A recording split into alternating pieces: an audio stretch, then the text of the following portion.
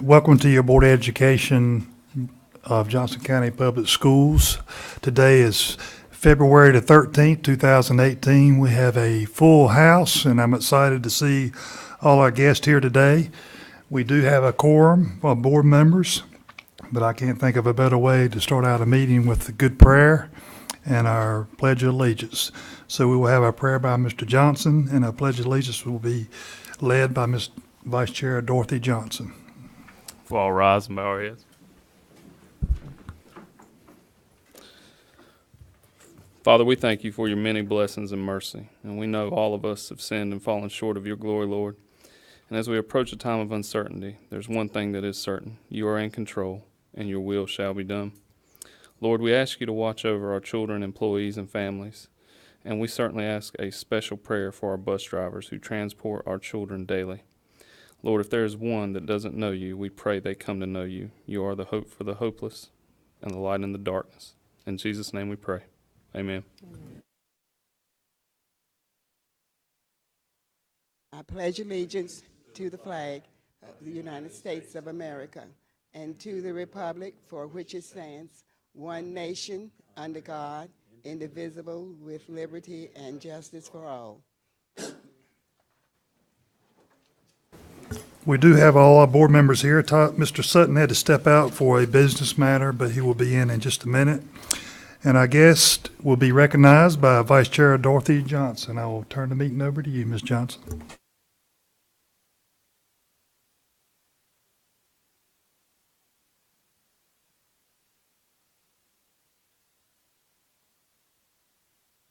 Okay, I'll be nice today. Okay, I promise you. It's been a while since we... Can you hear me now? Okay. Okay. Again, it's been a while, 1 year, when we recognized a group from Clayton, not from Clayton, from Smithfield, the Smithfield group. And something came to my mind afterwards that we need to do this also for Cooper Heritage Alumni Group. So we've decided, along with Mrs. Ennis and myself, we talked about it, and I went ahead and made some comments and made some suggestions, and also contacted some people. So we went ahead and did that. But before I go any further, I want to introduce the board members to you. We're going to start with my board chair. I got to do that. We're going to start with him because I want you to know who you're looking at. Okay, and I know we've got our names in front, but I'm going to start with him, and then we'll go this way, and then we'll come around here, okay? Board chair? I'm Mike Wooten, and blessed that you're here today. He's our board chair. Thank you very much. My superintendent? Ross Renfro, and I work for these 7 outstanding folks. I'm Chris Grant. Thank you so much for being here with us today. I'm Todd Sutton. I'm sorry I'm late, but I take care of something. But thank y'all for being here today. You can't say the last name, just say Michelle. Hey. I'm Ron Johnston. I want to thank you for being here today, but most importantly, I want to thank you for the struggles you endured and the contribution you give to Johnston County history. I want to tell you this. This is Ron Johnson. You know I'm married to a Ron Johnson. This group is from Clayton. I want to make sure you can distinguish, okay? Peggy Smith, and we're honored to have you. Just appreciate all you do and have done, and thank you for coming to share that with us today. My name is Butler Hall. Pleasure to have you today. Years ago, I started in the county at Cleveland School, and one of the ladies that was there on the faculty that helped look after me was Ms. Rosa Watson. She's one of my heroes. Here with us today. Thank you. And also, Mr. Hall did teach at Clayton High School. As a matter of fact, he taught my son. So I thought I'd just introduce you. But I want to first of all thank you because this group has done so much in the Clayton area, and a lot of people do not know and not aware of what you've done. And I'm going to let your president tell a little bit about that, and you've got 10 minutes. So, but I'm going to turn it over to him. But I also have back there that have helped me. Ask Ms. Ennis to stand at the back. She's going to help out with some recognition. Mr. Young man, Mr. John Smith. I knew his mother very well. As a matter of fact, I was telling him a few minutes ago that I still have in my credenza the picture and the a little ceramic vase that she gave my son when he was born, and when we built our home in Clayton, and she came over and did that. So he's a wonderful family. All of them are from fabulous families. Don't let me start talking about it. I can tell you about Annette and a bunch of others, people that, Mr. Bird, all of them. So if you would come forward, I'm going to let you take over because you've got a lot more to say than I have. Okay, is that one working up there? Yes, ma'am. Okay, thank you. Good evening. Good afternoon, rather. My name is John W. Smith, Jr. I'm the son of Geraldine Exum Smith and John W. Smith, Sr. I'm the grandson of Rufus and Estella Exum. I'm the great-grandson of Dallas Doc Wiggs. I'm the great-great-grandson of Irwin Wiggs. And I'm the great-great-great-grandson of Lewis Wiggs, born in 1770. I bid you on behalf of the Cooper Heritage Alumni Association, good evening. Would you stand, please? What you see before you is the Cooper Heritage Alumni Association and friends. Most of us, just about all of us, graduated from Cooper between the years of 1929 and 1969. At which time it was closed as a high school.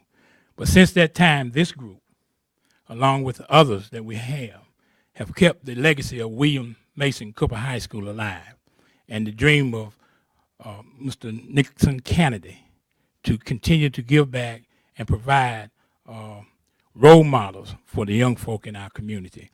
And we have since spread out because as we moved and matriculated across the country, we've spread it out to spread that word in those communities in which we live. So this is the group that has made the difference in our community. And we want to thank you for thinking about us. We want to thank you for recognizing us because we've been struggling and trying to make things happen for almost 50 years. Our school has been closed for 50 years. But if you look around, you know that Cooper High School is very much alive, and the spirit of that school is very much alive. And all of the things that we do are still alive.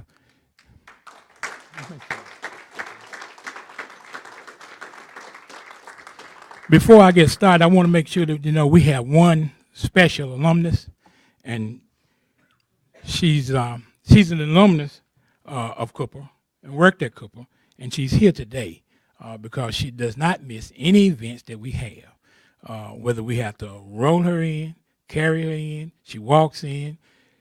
She comes.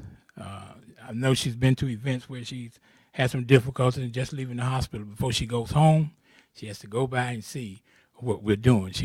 And I want you to recognize and just say, and we want to just say thank you to Miss Rosa Watson, who was our teacher. And she's here with us today.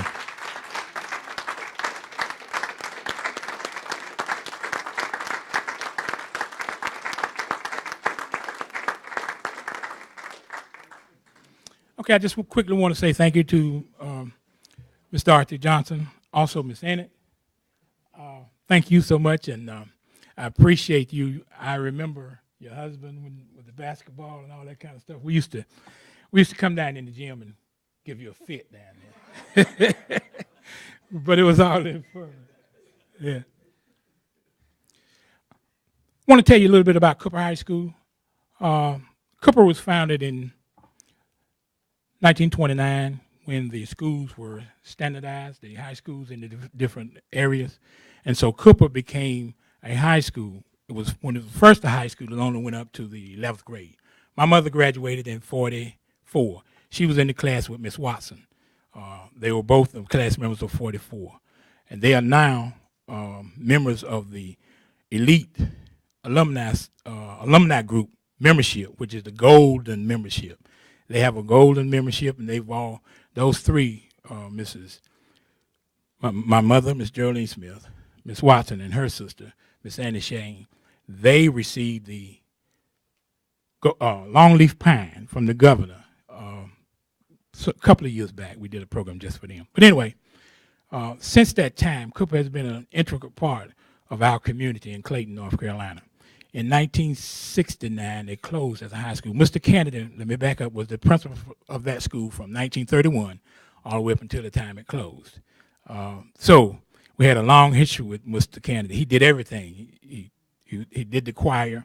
He taught math, taught English. He taught it all. And was the principal at the same time. So we owe him a lot. But as we matriculated and our school closed, we came together and decided that we needed to make sure that we kept that legacy alive, which was strong in our community.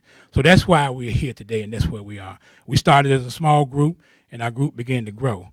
And as we began to grow, we began to do things in our community. Now, in our community, every year, we have an annual affair, which is in July. That's our annual reunion weekend. Everybody comes home. We chose the 4th of July weekend because that's normally the time that all of our people come back home for. Most of them come home because they're having a family cookout and get something to eat. So everybody converges on Clayton at that time. So we have our activity then, and we've since moved our activity to the agricultural center right here in Smithfield, and we've been successful there for the last 3 or 4 years. And we'll be there again this year around the 4th of July. But the other thing you need to know is that we continue to give back to our community. If you notice the display that we have out front, you'll see about 70 young folk that we have assisted in going to school. And a lot of them now have finished and have moved out into the world of work, and they're doing great things. Those that I do know about, a couple of my nephews. One of my nephews is the director of social media and technology for the University of Arizona. And my other nephew, his brother, who won the Walter Payton Award as a high school, as a college football player, was one of our recipients. And he's now making movies down in Orlando, Florida.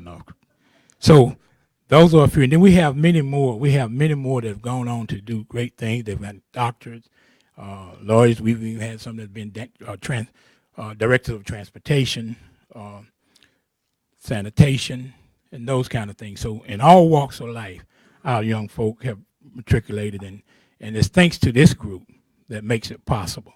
You know, they're small in number, but they're large in deeds.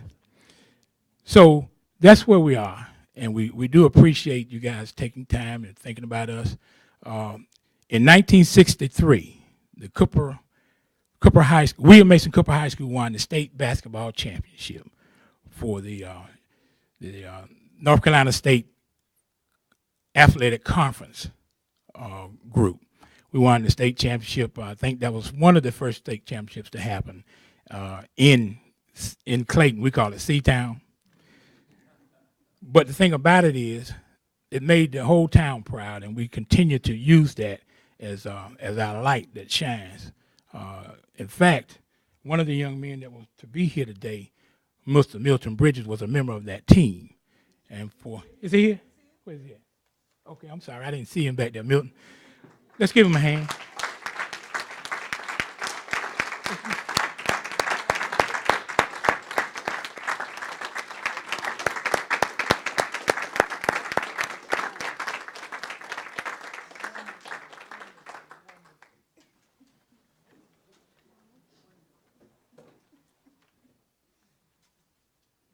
I just had to mention him because we always, you know, that's where our rallying cry is. We have an accomplishment that everybody can relate to. So we try to keep that alive in the young folk that know nothing about him or the team or our school. We try to make sure that we keep that up front, you know. So we're keeping it up front with the board. How about that? And I'm about finished.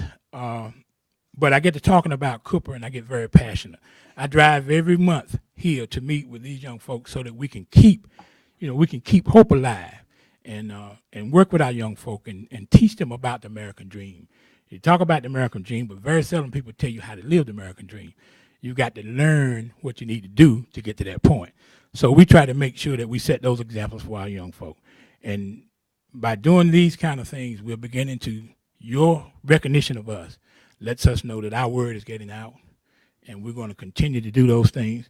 We're going to continue to rise to the challenge because failure is not an option for William Mason Cooper High School.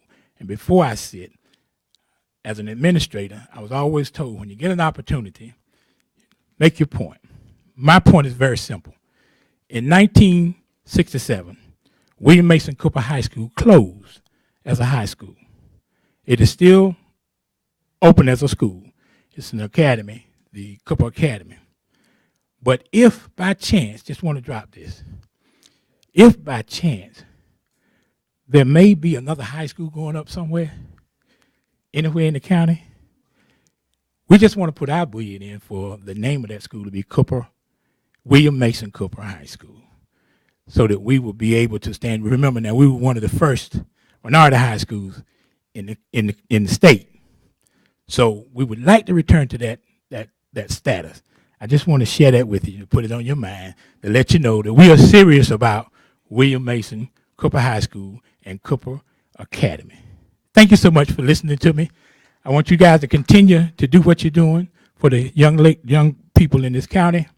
And remember, teamwork makes the dream work. Thank you.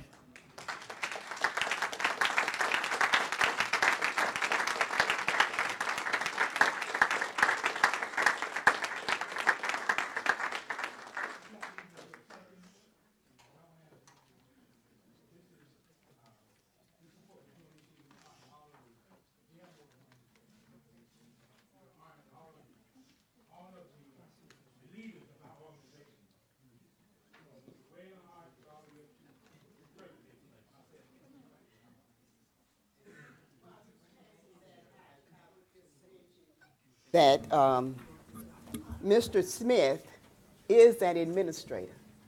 He is the former principal of a high school. You got to tell me which one. Westover High School in Cumberland County. So you know, and he retired, I think it was it last year? Or this year? He didn't retire. He's still. I retired in 2005, but I've been working, back and forth with the kind I have a mentoring group that I work with at E.E. Smith High School of young men that I meet on Monday. So I've been in and out of it, and I just finished a stint as an interim principal for one of my Kirby. So I just spent about 3 weeks for her. That was good enough. We call those rent-a-principal.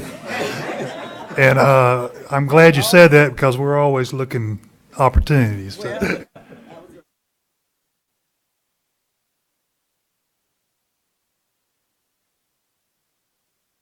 they can hear me. Told me that to get in touch with him because he was a principal and we need some principals in Johnston County. So I called. And I think he told me, Ms. Johnston, I've got a job. I don't, I'm fine. You can just forget that. So I let it go. But we did try to get him in Johnston County. And also I want to mention Annette. I've got to mention Annette. I call her Barnes. She's at Evans now. Would you stand, please? She's a former principal in Cumberland County. So. 7 months retired. 7 months retired. So that you know, and she was a 4-H'er when I came here, a state winner. And that's how I met the family. And then I ended up meeting all of her relatives, even the ones that are in Kenley. So, and then the other one I'm going to mention is Lily Kirby. Would you stand, Lily? That's another one that I met when I came here. She came to the extension office. Let's give her. Works for it. She when she graduated, you worked for as Mr. Kennedy's secretary. Am I correct?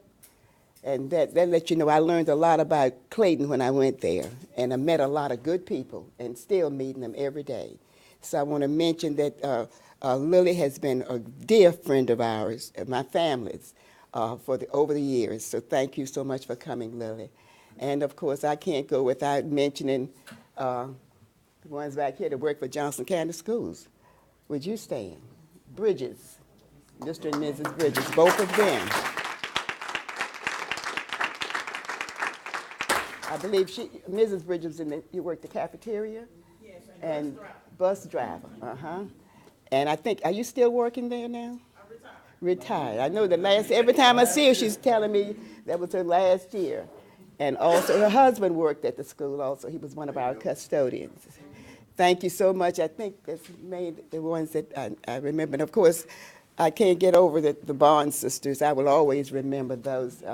And of course, 4-H was my heart for 30 years. So I want to mention that. And I asked Mrs. Ennis if she would come forward. And while she's coming before, I mentioned about Mr. Smith, the things that he has done. Tell him about that large ring that's on your finger. Mrs. Ennis, we're going to pass out the gifts, but you're going to sing. Are they going to sing first? Do you have time for one song then? Let's do one song. We'll let them sing. Let's do that first, and then Mrs. Ennis will pass out our gifts. You get them together, however you want to do it. You can do it at the back of the room, or there's our director. While they're doing that, this is just a state high school basketball Look championship at ring. that. Before I retired, my high school won the state championship after about 3 times. And, we believe teamwork makes the dream work. So everybody that was associated with the team received the ring. All of the students, all of the trainers, all of the coaches, the custodians, the bus driver, and of course the principal buys the ring so he gets the first one. So and we want them to remember that. So that's what we did. Oh, okay. When I retired from Westover High School, the young man that did my graduation paraphernalia, rings and all that kind of stuff, I guess he made enough money on me. He said, "I'm gonna give you a principal's class ring. You're the only one in the state that has one." So I have a principal's class ring that has my year on it, 2002 to 2005, at Westover High School, and it has my name on the inside, just like a class ring. So thank you. And also, it's the color. It's the couple colors. Okay. Thank you.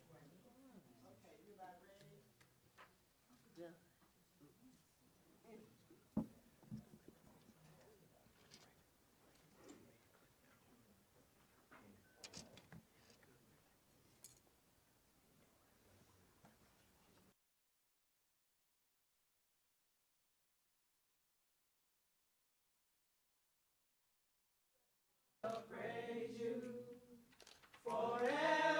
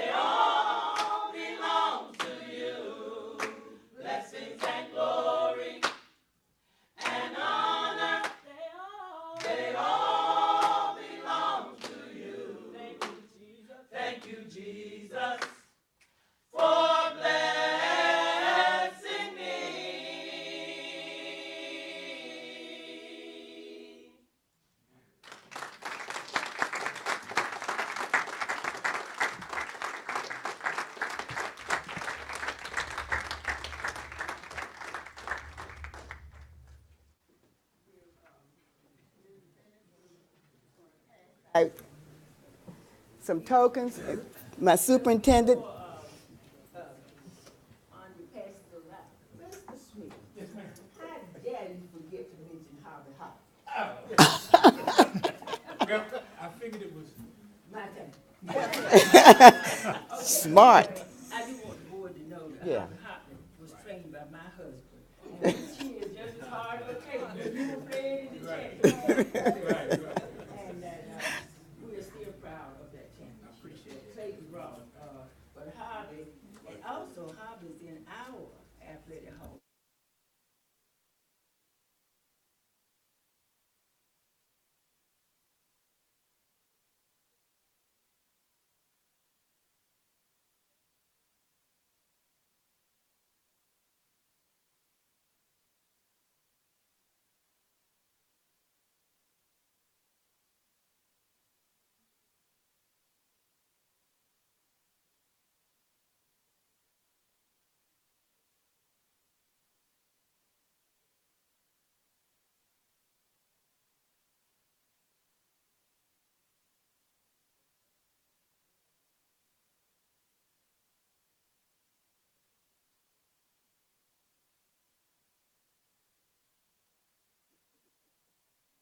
Have made the history that we have made. So we are proud of all of you for what you have contributed. Bus drivers, whatever. We are so proud of what you have done. And let us continue to live that legacy. And don't forget, Harvey Hop.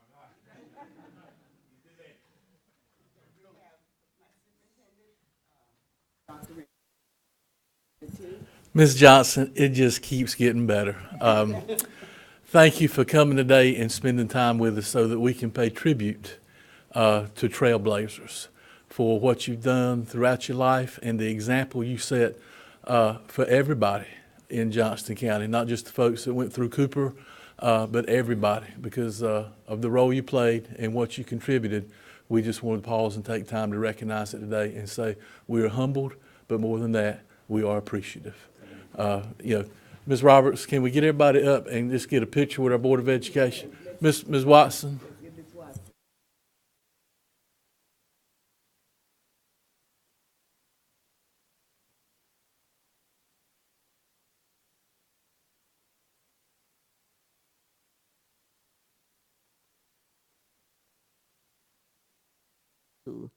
Where is that smart Charles Bryson? Bryson. Where is him? Where are you? Yes.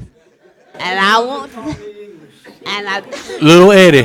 I just, no, I won't. But everything that I want to say is good about all of you. All of you. That every one of you, all of us, you have been to Germany, and you have been to France on the canals and what have you. But every one of you that I know and remember, they said when we got ready for drastic changes, what are you going to do, Watson? I said, go out there in the garden and see how long those rows are so that I can help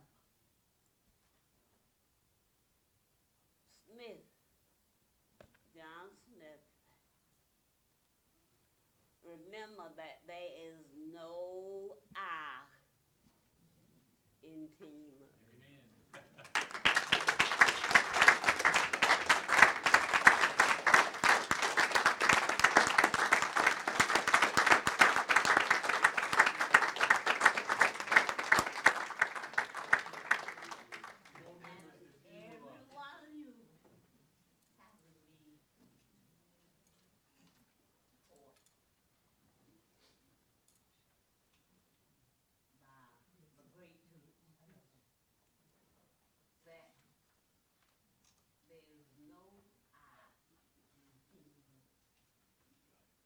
and that every one of you,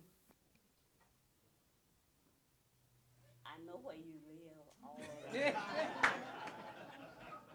I know where each one of you live.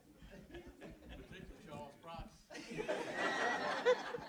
Photo opportunity at So,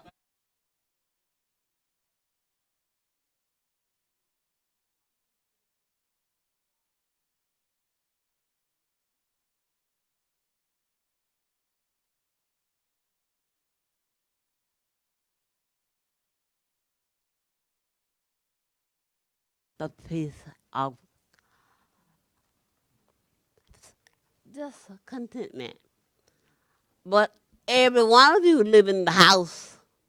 Every one of you live in that special house by the side of the road. And you are a friend to man. Everyone.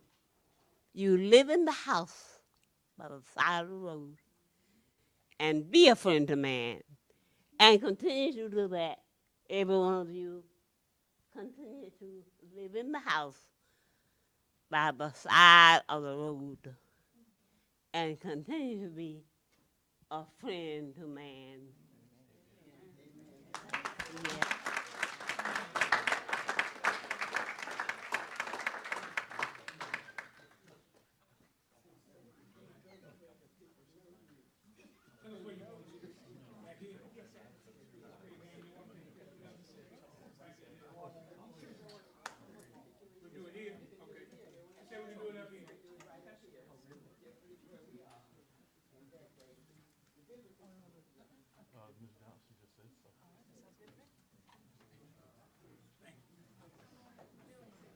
Just feel around.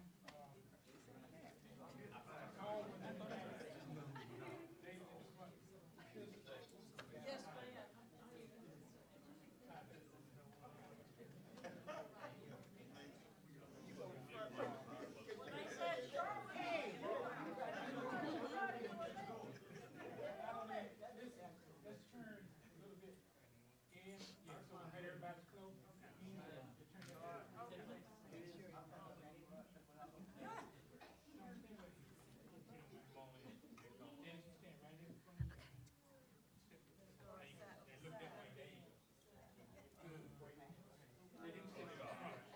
Miss Watson sit right down in front with me. Okay, come on. Ready, stand up. Crawl in there. And all you have to do is to make sure you can see the person with the camera, and they'll get you. Where you going? You want to go right here? Let Francis stand in front of you since you got your head on. Back up a little bit. Back up a little bit. Back up a little bit. Turn it this way.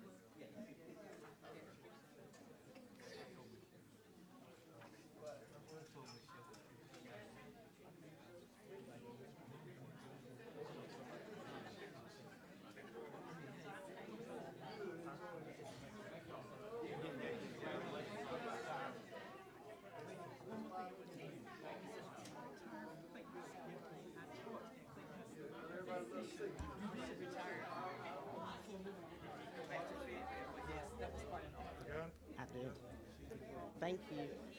Thank you, sir. You're quite welcome. Thank you so much. Sure.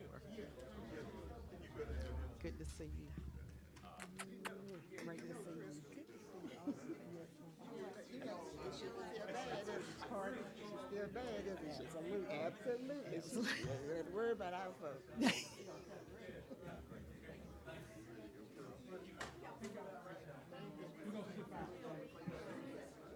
Okay, gang, let's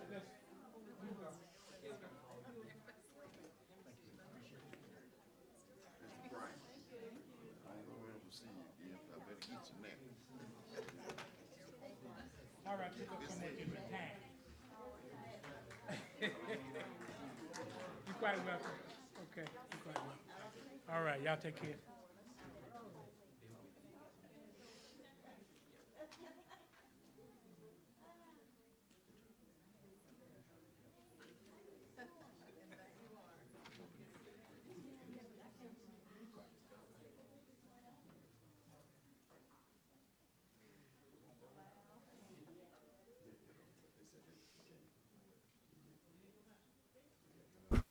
Dr. Renfro. Yes, sir, Mr. Wooten and members of the board. Honored to have some of our student leaders attending the meeting today. I know they have busy schedules, so I want to go ahead and take the opportunity to introduce who they are in the event they have to dismiss themselves sooner than later. We have Lainey Headley from North Johnston High School. Lainey, glad to have you, as well as Kaylee Jones from North Johnston High School. And we were scheduled to have Jordan Stallworth with us today from Princeton, but could not be here. Yes, sir. Mr. Sutton, did you have something to share with one of these young ladies? Yes, sir. Both of these young ladies were on our Miss North Johnston court Friday night, and I'm proud to say that Miss Lainey Headley is Miss North Johnston for 2018.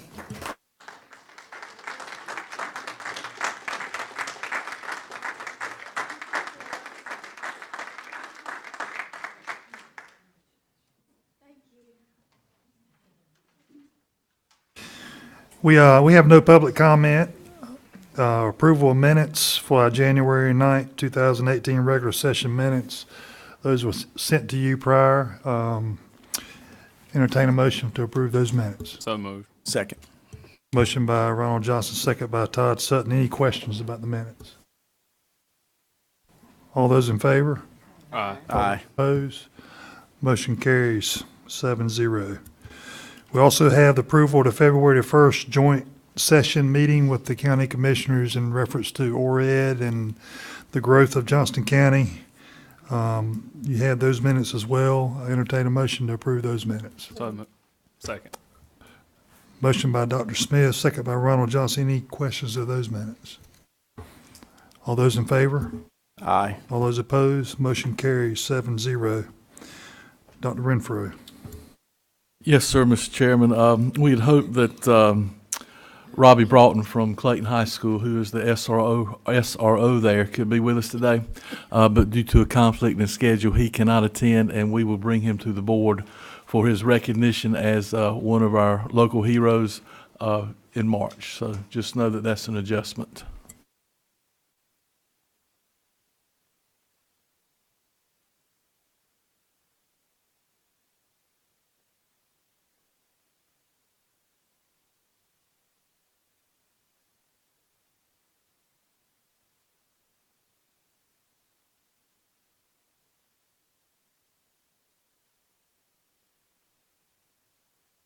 You've heard that from the superintendent. Recommend adjustment of that agenda to strike that item. Entertain a motion. So moved. Motion by Todd Sutton, second by Butler Hall. All those in favor? Aye. All those opposed? Motion carries 7-0. Comments from the board, starting with Ronald Johnson. Thank you, Mr. Chairman. Real quick, I know we got a little behind schedule, but I had the opportunity to speak at Benson Elementary, and this is the second year I've done that. It's thoroughly enjoyed. It's about local famous people from Johnston County, and it's unlikely that I am famous, but they keep asking me to come back, so I'm going to go. Facility Services, I had the opportunity to stop by there unexpectedly and speak with Miss Fox, and she gave me a tour. A lot of good things happening there, very organized. Thank you, Miss Gill, and everyone who contributes every day to keep our schools running so efficiently. Also had the opportunity with many other board members to attend the Cleveland Chamber of Commerce. Kim Lauder and her husband Butch did a phenomenal job in representing the Cleveland community. A lot of good things happening in that area, and we're just thankful to them.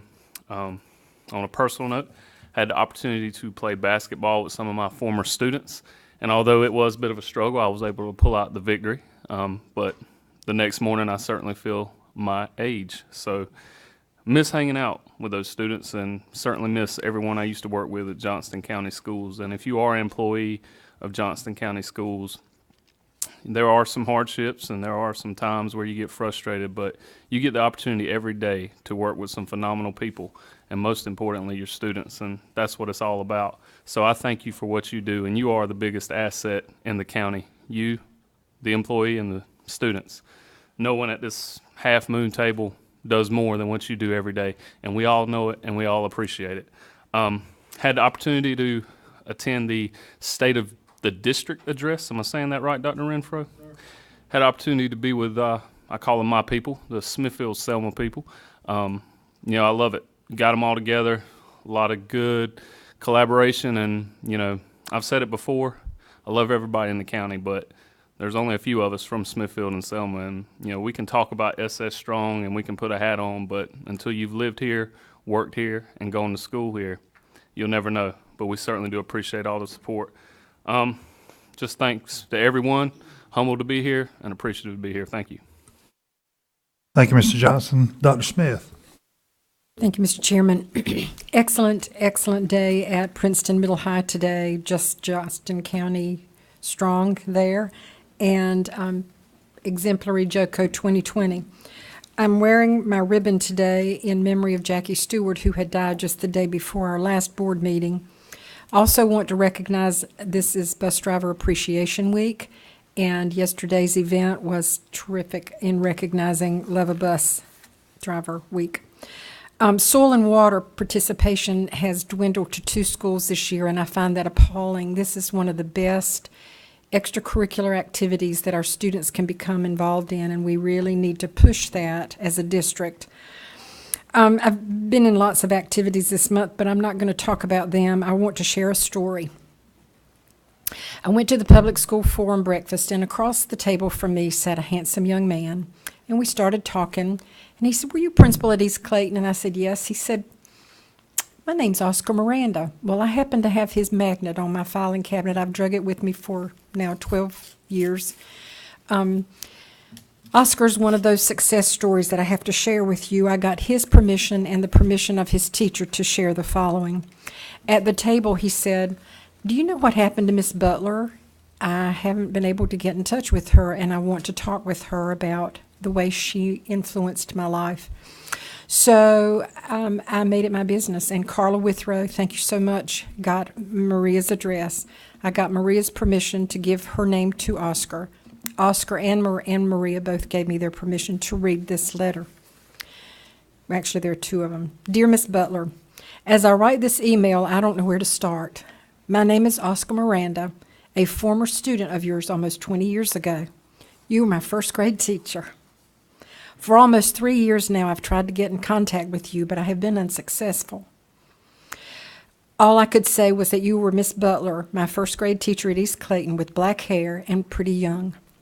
The other day, I randomly came in contact with Dr. Smith at the public school forum, and I asked her about you. She said she would make it her mission to contact us both, and I am so grateful that she did. I just wanted to say thank you. My first grade year, you said something to me that has stuck with me all of my life. I remember you crouching down beside me and saying I would be your doctor when I grew up. You wanted me to come back and take care of you when you got older. I loved you so much as a teacher, and I remember saying something like, "Yes, Miss Butler, I will." 18 years later, I may not be a doctor, but I am a 2017 Elon University graduate working for Elon University, and Alamance Achieves, an education nonprofit in Alamance County. I found my passion for education because of people like you. You believed in me in such a young age and during a time I had a difficult time learning the English language. Your words motivated me to succeed to a place I never thought possible. I graduated magna cum laude from Elon University, a small private liberal arts college in North Carolina.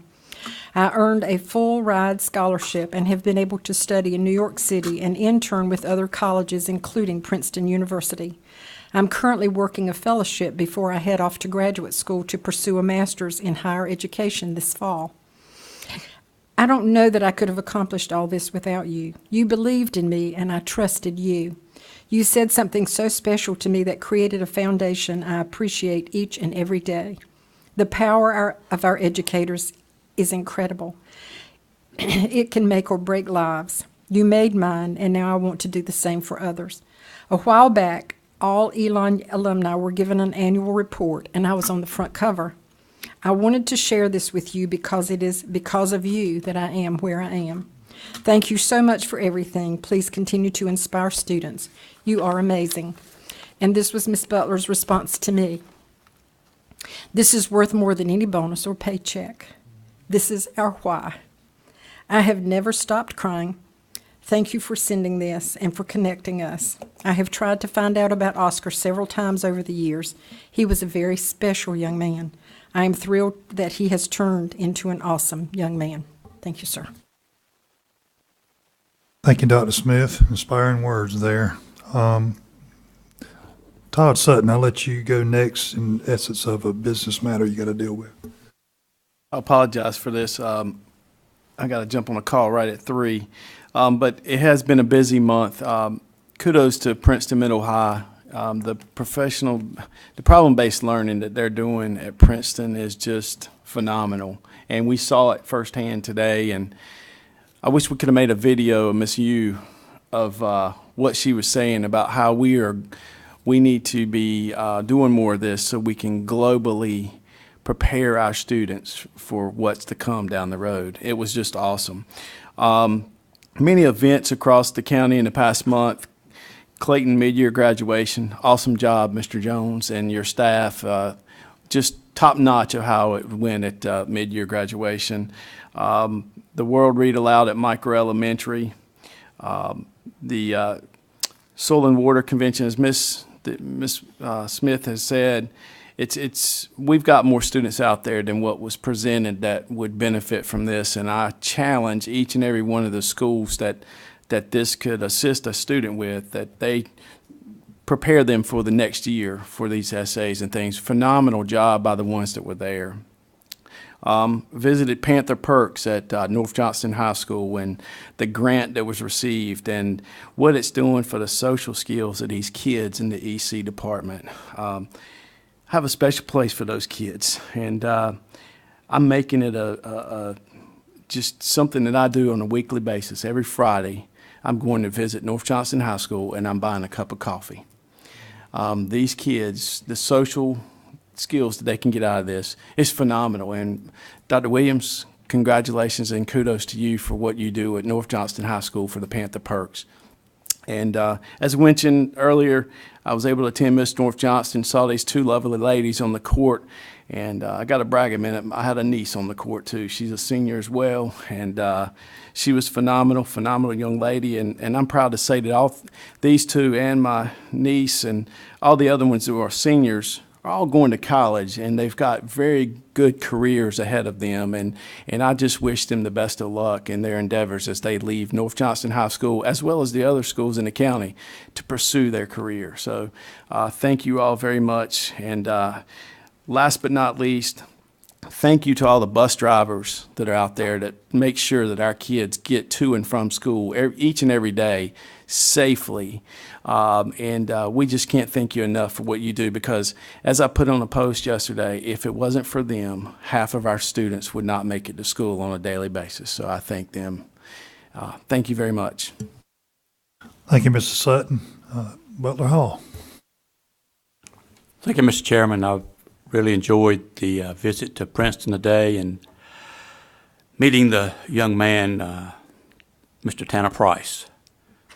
I don't know what Tanner's where he's going to end up, but I guarantee you it's going to be something. His name is Tanner. It reminds me of a guy from South Johnston named Ray Tanner, who won 2 national baseball championships as a coach at the University of South Carolina. He's now the AD down there. And then another name that rings a familiar bell is a Dr. Eddie Price. Played football at Clayton High School and laid one of the hardest licks on a future pro player that I think I've ever seen. Of course, Mr. Price, Dr. Price hadn't been quite right since then, but. Was that Chester McLaughlin? Chester McLaughlin. Big guy, but he was flattened. Really enjoyed being at Princeton today. Good people, and the presentations were just really enlightening. And just for the record, I spent 24 years in a classroom because children were important to me, and I was there for the right reason, working very hard to do the right thing for children, for kids. I know firsthand what it is to be in the classroom, and I know firsthand what it means to be there for the right reason. Thank you.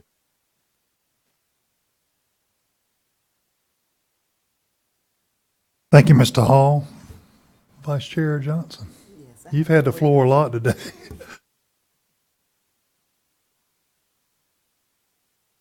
I have thoroughly, so much. I'm not handicapped, but I appreciate it. This has been a wonderful day for me, and I hope it's been the same for all of you. We've had a wonderful time starting from Princeton this morning and also through board meeting, the group Black History Month program. So I hope that you have learned something. That was the purpose of the Black History Month program. It's also for the Princeton school or any of the schools we go to. You go to learn, find out what's going on. And so I've learned this morning too, and I would suggest that we somehow tape that program in the future. Maybe go back to Princeton and tape the young lady's presentation. It was outstanding, very good, and we need to capture that and make sure we can show it throughout the year to our coworkers as well as to have documentation. I'm not going to talk a lot. I just want to say thank you for allowing me and getting the group together to come to you today for a Black History Month program. It was something that which one was it? Dr. Parker asked me to do when he was superintendent, and he wanted me to say something about Coretta Scott King, and because her birthday and also because of her death. But anyway, so that sort of started from there. And I think it's worthwhile because instead of acting like you don't know it, you know it's even going on. But this is something that we need to be mindful of and be able to learn from when we're working with people of various ethnic backgrounds. So you need to understand that and know where it's coming from. There was a great group of people that came in. I didn't go through all of their accolades of where what they're doing now, but they have an array of things. And in your folder, you have a list of people that attended. And like I said, this group meets every month. It was something they wanted to do, and but they did not have a high school any longer, but they continue to meet every month. And there is a group in Selma at Richard B. Harrison. Now, they meet also. There's another group there. So I would like to say that I hope you learned from it, and I learned also, even though I live in Clayton, and when I went to Clayton, I learned all this stuff. When I did 4-H with Cooperative Extension Service, and I did home demonstration club work, I learned it because the lay people talked to me, and they shared things with me. So, and I was there to teach them and to help them. And that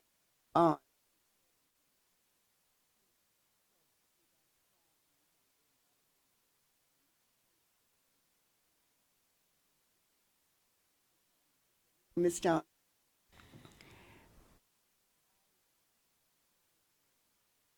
First in the family, but I'm that because you were a role model to me, and I wanted to be just like you.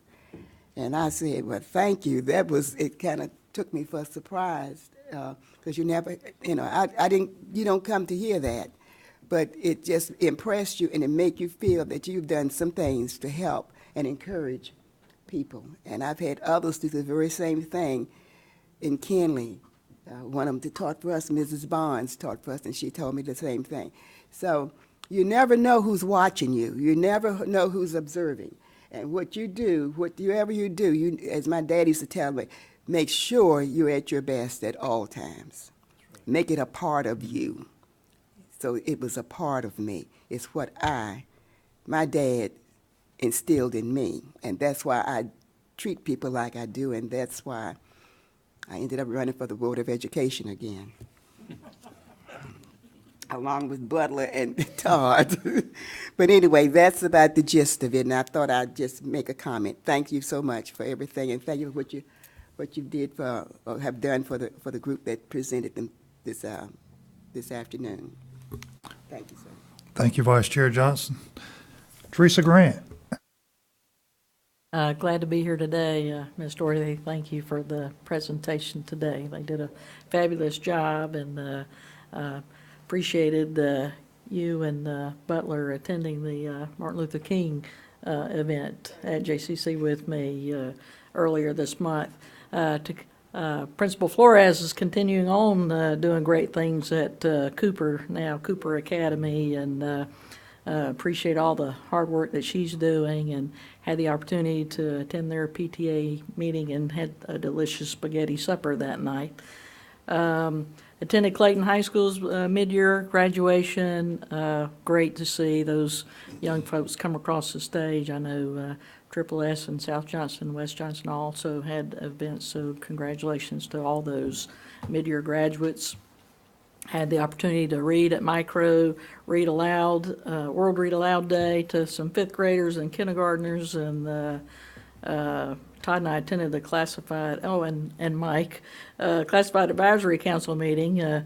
Our chairman ate all the M&Ms that were supposed to be prizes during that meeting, but we managed to make it through despite the lack of M&Ms. The joint session ORED meeting was good, and it just really showed us all, hopefully very clearly, the needs in this county so that we can work together with our commissioners and fill the gaps that we currently have, plus the ones that we know we're going to have in the next couple of years. I'll echo Todd and Dr. Smith's comments about the Soil and Water Banquet. Such a low turnout. It gets smaller and smaller every year, and it's so sad because those kids do a great job, and one of the children couldn't be there, and her presentation was done over video, so we got to see it, but she did her PowerPoint. The young lady was blind, but she did not let that stop her, and she presented her PowerPoint by reading Braille to give that to us, and it's just, wow. I mean, she put forth the effort to do that, and so many other kids could do that as well, and it was very touching to watch that presentation. One of my favorite banquets, the Leading with the Heart banquet, and that just we have so many teachers and teachers' assistants and bus drivers and cafeteria and custodial staff that lead with the heart, and that shows every day, any school that we go into. And I know it's hard to pick one person from every school, but it was so nice to witness that and be a part. At Princeton today, the project-based learning, those students, the words that they used, teamwork, communication, hands-on projects creates bolder memory. I was like, wow, that's impressive. And that was one of the science students that said that. And as a chemist, I'm thinking, wow, that would have certainly helped me along the way to learn science that way. But problem-solving techniques, all these things are just really going to help these kids And the kids are super excited about this project-based learning. And Miss Yu did a great job. If you're on Instagram, check out her Princeton's Universe, YOO Universe. When we were walking the hallways doing the tour, I saw on one of the walls, it said, "I can't believe Mrs. P believes in me." And that just kind of echoes what Dr. Smith said today with this young man and his teacher, but to know that a teacher believes in you. And we've all had those teachers that made an impact in our life, that believed in us and helped us along the way. So you never know as a teacher what that moment is or was that made that impact on a student. So thank you so much for all that you do, and thank you to all the bus drivers as we love the bus week. Thank you. Mr. Chairman, I do want to announce, we knew that Susan Woodard was not there at the banquet because of her mom. She did pass away, and we do extend our sympathy to Susan. Thank you, Ms. Grant. Thank you, Dr. Smith. Looks like my board members pretty much have it covered. I don't want to prolong it, but, I would like to comment on the Leading from the Heart banquet is, I mentioned this in my comments at the banquet, that actions speak louder than words. I think that's a perfect example of leading with the heart. My wife tells me that all the time. I don't, if it's a chore I got to do, I don't really respond when she tells me to do something, but she always says actions speak louder than words. So it's always about our persona, and there's always people watching us as employees or whatever occupation we have.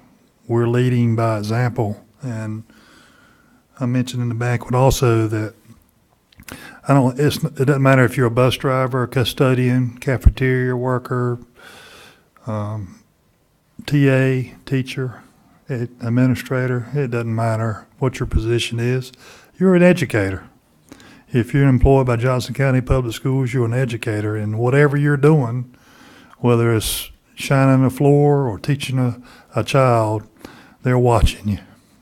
And it's always a blessing to go to that banquet and see great examples come to life, because, they're voted on that recognition by their peers. So that tells you right there they're doing it each and every day. And we have so many examples, and there's so many examples that doesn't get asked to go to the banquet that's happening each and every day in our schools, and that's exciting to me. I do appreciate Vice Chair Johnston of bringing the Cooper Heritage Alumni and Friends Association to the school board. And, it's just another pure example of community schools and what they offer Johnston County. There's a heritage right there that, I learned more in 15 minutes than I've ever known about Cooper.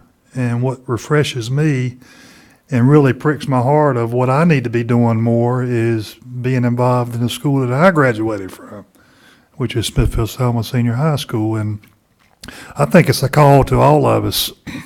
If we want to keep our growing county, which is one of the fastest growing counties in North Carolina, and we're blessed to be growing, we're blessed to be having the problems of building schools, is that get back involved with your community school and show the teachers and staff that you do care about your school and the heritage of your specific school, because, we got to remain community driven in community schools. One example, I know I talk about Princeton all the time because I live in that community and I see a lot that's going on in that school because my wife's a teacher and I got a student there, is, these 3 projects they presented, which I want to go sit in the classes because I want to be a part of it and see what's going on. But they were talking about all the parents that came in and volunteered to help with the projects. And what that tells me is not only are they connected to the school, but they're seeing what's going on in the classrooms and what's going on in the hallways of the school. There's education going on everywhere. Well, I want to say Dr. Yu, but she could probably be a doctor. But Miss Yu, science class, we went by our class before we left, and some teachers came out of the opposite classrooms beside her class. And as I was walking out, Miss Roberts and I were walking out, there was another teacher that just came to Johnston County, and she commented on Miss Yu's class. She said, "There's magic going on in that classroom." So it's being recognized by adjoining classrooms of what's going on in that classroom. It makes me want to go in that classroom to see what's going on. Now, I got chill bumps. That's exciting. And that's just a small example of what's going on all over Johnston County. There's examples of JOCO 2020 going on all over this county, and it's exciting. It's exciting to see. One last item, William I. Wellens, a fixture and great man in the Princeton community, went to see his maker within the last week. And, he was chairman of the Princeton Advisory Board and involved with the Princeton schools, and probably one of the reasons why Princeton is still in Princeton as a separate high school. He served the Princeton Community School since 1965. He had plaques. We went to see the family. There were plaques all over the kitchen table of all his accomplishments and all the volunteer duties that he filled during his lifetime. But there's one plaque laying on the table that said 1965 to 2005, Princeton Advisory Member, and his unwavering commitment to public education. And not only did he serve the school system, he served many other positions in Johnston County. And, he had a famous quote that said, "Unless you try, nothing happens." And that is so true. Even Mr. Smith that was just talking about, if you don't try, nothing happens. We all need to get up off our tails and do something. We can all talk about a lot, but if we don't do it, if we don't roll up our sleeves and do it, nothing will ever happen. So that's inspirational to me. Unless you try, nothing happens. Mr. Wellens, God bless you and the family. We say our prayers for you and hope that y'all can look above, because he's in a better place. But thank you I want to thank the family for the service that he's given not only Johnston County Public Schools, but the Princeton community. Also, for the total Johnston County, he was head of the he was director of the Agricultural Stabilization Program, which adjoins the Agricultural Extension Service. He was the director there until he retired, the only one they ever had, I believe, when they built the building. So he was so good in everything with the farmers, farm-wise, for everybody, the Agricultural Extension Service, soil and water conservation for the whole service, agricultural program. Thank you, Vice Chair Johnson. I appreciate everybody being here today. I'm sorry we were long-winded today on our comments, but they were all appropriate, and we took a little bit more time, but I'm glad we did. I feel better about it. Advisory Board appointment, Teresa Grant. I have one recommendation from Polenta Elementary Principal Christina Benson, new member appointment of 3 years for Michael Spence, filling a vacant seat, term to end in June 2020. Thank you, Ms. Grant. This is an action item. Entertain a motion. So moved. Motion by Ronald Johnston. Second. Second by Todd Sutton. Any questions? All those in favor? Aye. All those opposed? Motion carries 7-0. Dr. Renfro. Mr. Chairman, at this time I would ask that our board approve consent items 7A1A through 7A1K. You've had these consent items sent to you earlier this month. I entertain a motion to approve all the consent items. So moved. Motion by Ronald Johnston. Second. Second by Todd Sutton. Any questions about any consent item? If not, all those in favor? Aye. Aye. All those opposed? Motion carries 7-0.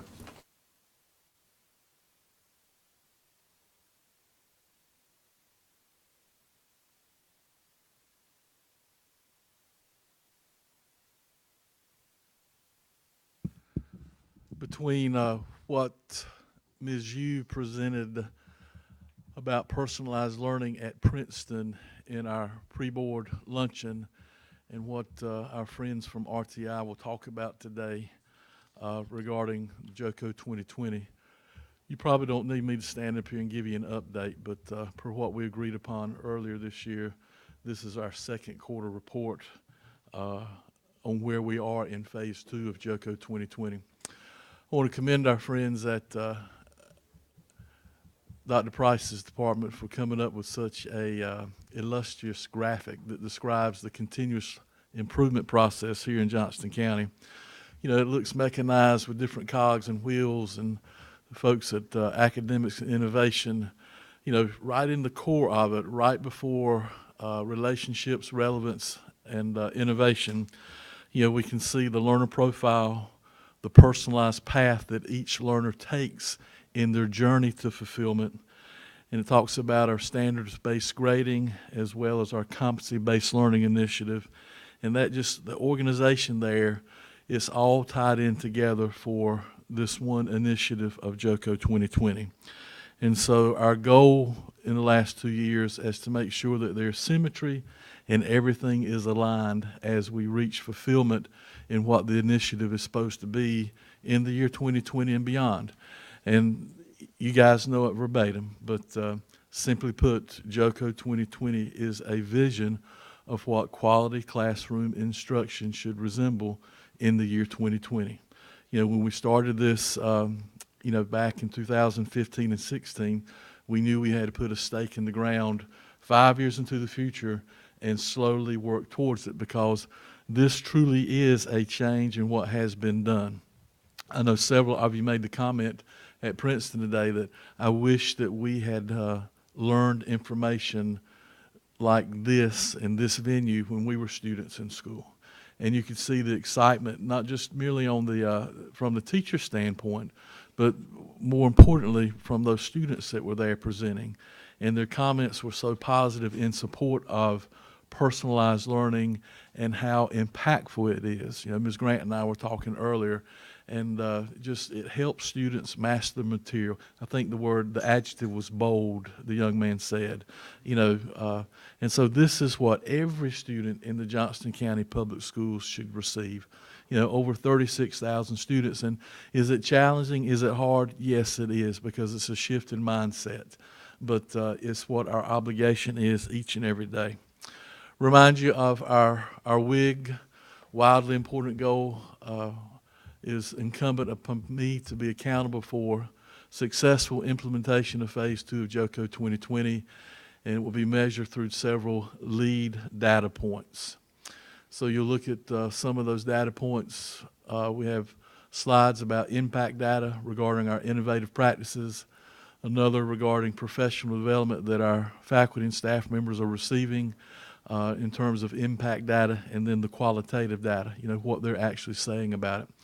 When you look at the innovative practices, you know, I think the different things that we're doing that we have not necessarily done in the past, giving our students more opportunities to personalize their learning, but appealing to traditional students and non-traditional students for a way that they can get their education. You know, I think, don't we have a parent night tonight? Was that nothing tonight? Last week, you know, for CTLA, early college, just the number of students who are interested in not a traditional high school, but different programs that we have here, so that they can go on to whatever the future lies, what their hearts desire, so that we can meet their needs to be successful and contributing members of society. So doing things innovatively, much differently. Grants, you know, Dr. Cherry Johnston, working with A&I, you know, we've already received $76,000 in grants, and she's writing grants each and every day and drawing money into the public school system from all over our nation. I think as we talk to the folks in the business community, the efforts that we have for career and technical education, you know, they need a skilled labor force to meet the demands of what they're having to do each and every day. And it's our job to make sure that those students are prepared and credentialed as they enter the world of work, so that they can make a decent wage and be contributors to the system rather than taken away from the system. But, you know, pats on the back to Dr. Johnston and the folks there, because now, because of grants that we've received, we're able to extend that career and technical education initiative down into middle school, because we received the grant renewable for the next 7 years at $50,000 a year.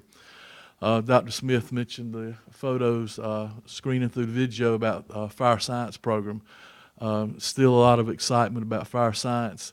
Just because we had 16 applicants at the time that this PowerPoint was developed a couple weeks ago, do not take that as a deterrent, because the deadline does not come until March 1st, and we think that there'll be plenty of folks interested in the fire science program at Smithfield, Selma, and at Clayton.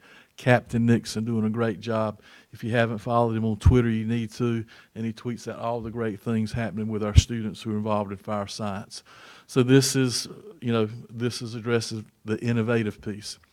Professional development, if you'll focus on benchmark 1, that will be what we're most focused on today, because as we look at 2 and 3, those go for the next couple of years. But, look at those things that are happening in the Johnston County Public Schools today.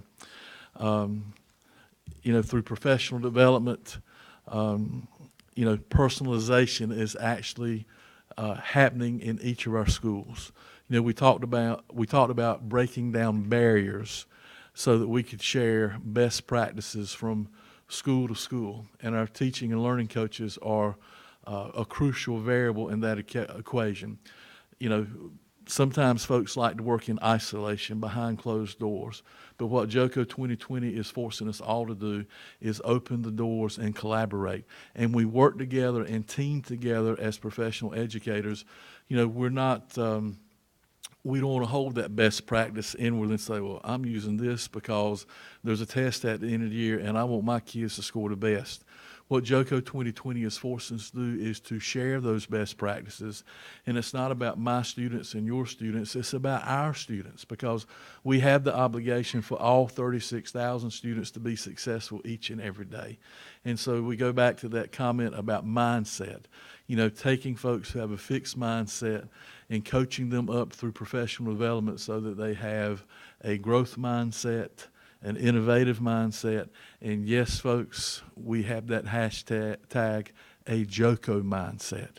Even more than a growth and an innovative mindset, people say this is the way we look at things in our public school system.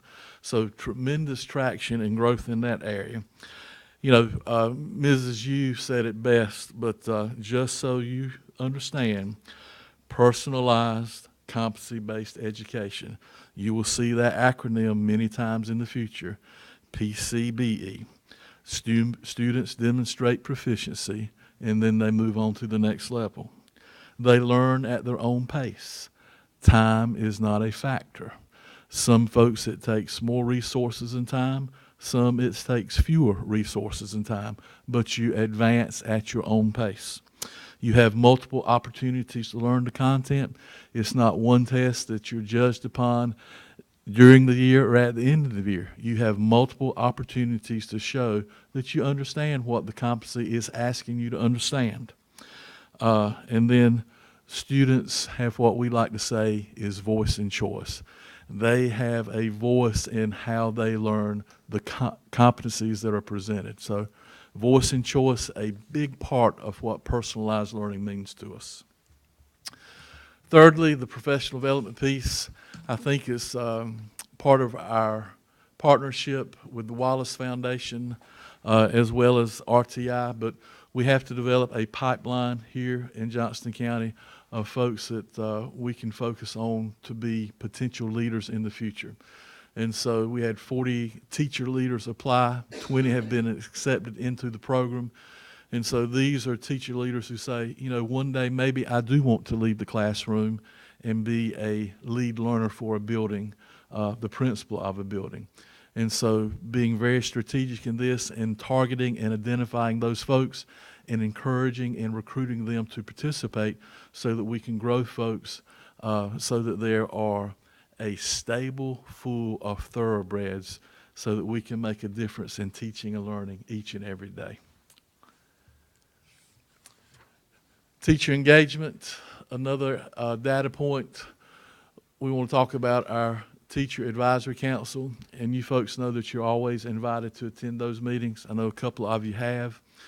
We'll talk about phase 2 in terms of strategic problem solving, and then we'll share more qualitative data in terms of teacher perception of where we are with phase 2 of JOCO 2020. Dr. Price, is this 2 months in a row that we have not had any concerns? Dr. Price and Monica Connor helped me a great deal with the Teacher Advisory Council meeting, much like the Classified Advisory Council that you participated in. But the Teacher Advisory Council, a teacher from each school comes together once a month, and we talk about concerns that they have about what we're doing in your public school system. For the past 2 months, there have been no concerns brought by the group.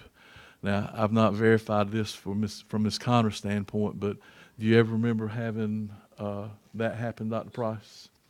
You know, as long as I've been attending these meetings, there's always been some source of contention, some point of contention.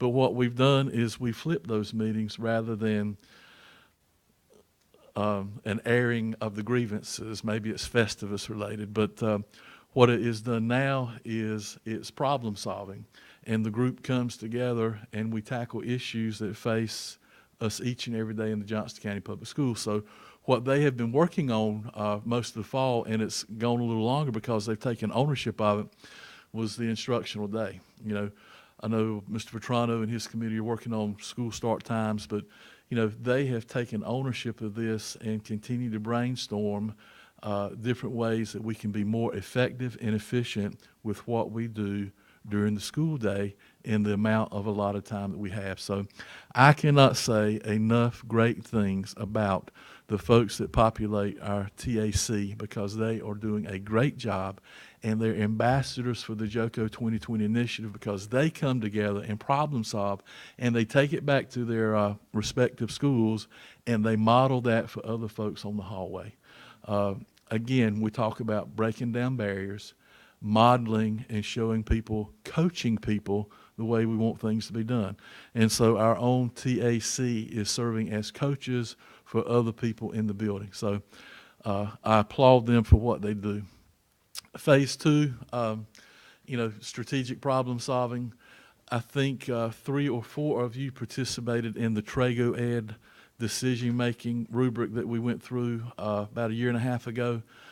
39% of our schools have actually used this, but you know, challenged them earlier in the month that when they make decisions, they need to make the most informed decision possible. And so since that time, those trained, certified Trago Ed facilitators here in the district have been getting calls left and right from principals say, can you come out and help us work through this opportunity? We've got a crucial decision to make this spring, and we want to make sure we use the Trago Ed protocol so that we make the best decision possible when it comes to teaching and learning in our building. So that was a wise investment of dollars and cents and is being used each and every day in our public school system. And we continue to look for it to grow and be more beneficial.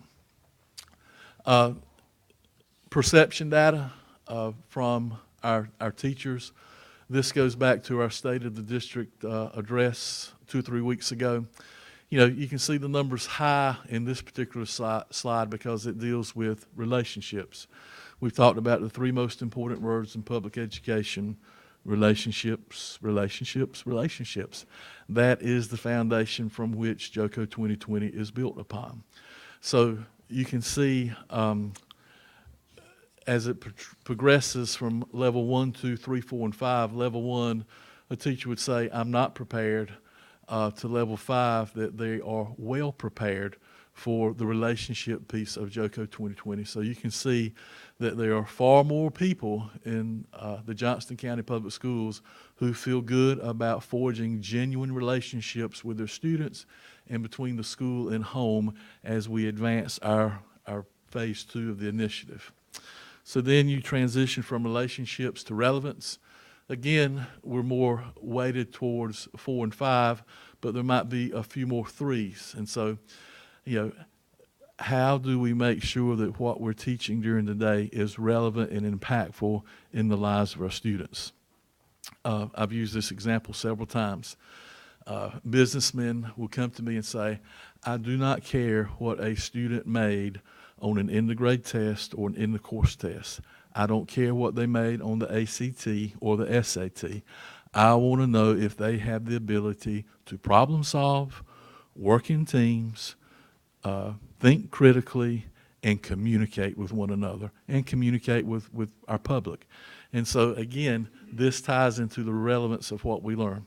You know, we can Google anything we need to Google and get the answer, but are we approaching teaching and learning through a cognitive as well as, and even more importantly this day and time, a non-cognitive approach? Because a lot of what we have to instill in our young people deals with those things that are non-cognitive to make them marketable in the world of work that they're getting ready to enter. And then the innovation piece. You can see that we go from well-prepared to not as prepared. You know, the thing that I stress to folks each and every day, innovation is not technology. You know, a tool can help us with technology and innovation, but we don't have to rely on a machine or an iPad. It's not all about technology. We can be innovative minus iPads, Apple books, MacBooks, whatever, Chromebooks. You know, Ms. Yu today, she was pretty innovative. You know, you think about what those students did and tying all those concepts together that transcended all different disciplines into that one project. That is innovation. That is JOCO 2020. Perception data, out of a total number of respondents for the State of the District address, you know, 44% of the people who responded just made general suggestions about JOCO 2020. 11% of the respondents, you know, they talked about technology being something that they needed, or I need more resources in order to be a better classroom teacher if I'm going to make JOCO 2020 come to life. 24% were overall celebrations that, hey, we're glad that our Board of Education and our superintendent and our principals as lead learners are challenging us to move forward with JOCO 2020. You know, this is what we need to do each day in serving our students. 10% gave feedback about the professional development that they're receiving in terms of how beneficial it has been, and also suggestions about how we could improve it.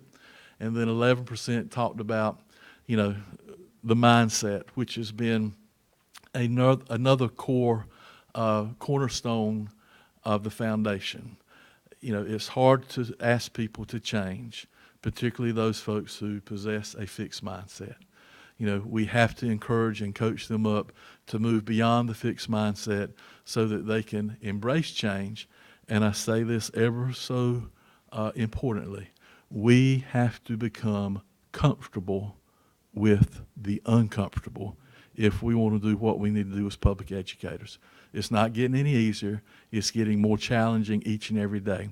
So we have to get comfortable with the uncomfortable.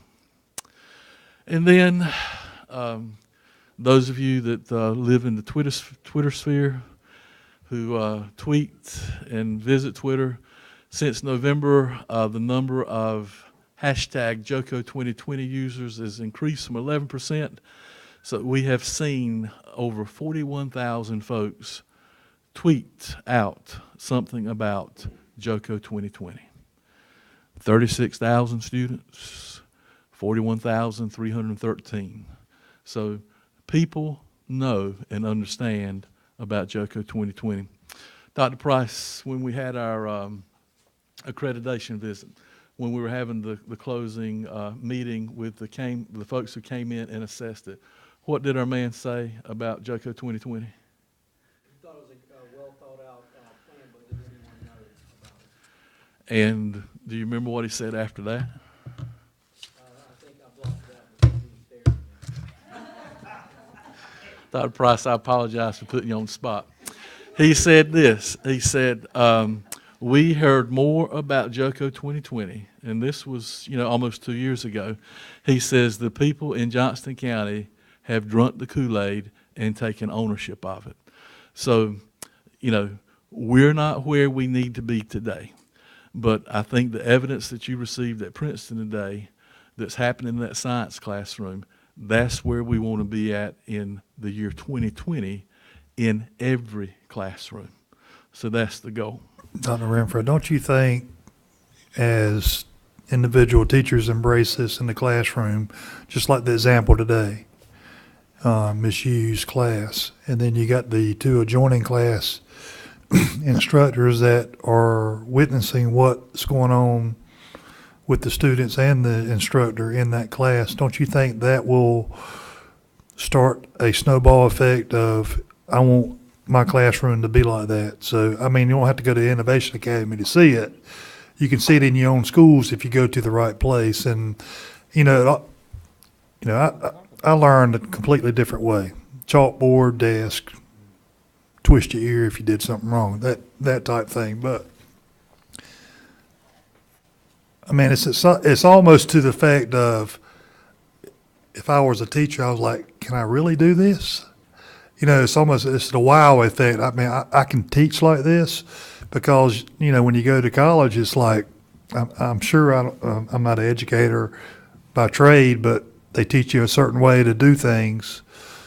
But this is a whole new way of learning, and it's hands-on, personalized, go at your own pace, and it's almost hard to believe, but it's exciting to see.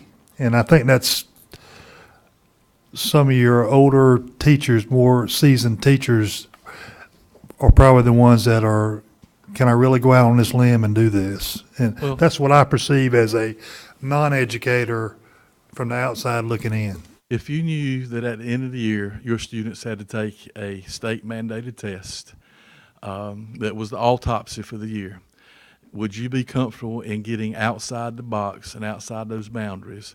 Would you not be fearful for their success or failure? And so you're not innovative, you're not creative. And, that's why we said, I don't give no, sir, we don't care about the test score at the end of the year.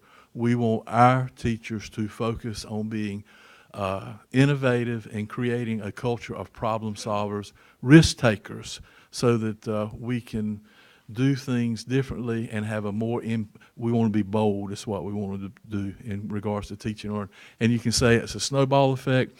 It can be the flame that gets the fire going. It can be the butterfly effect, whatever you want to call it.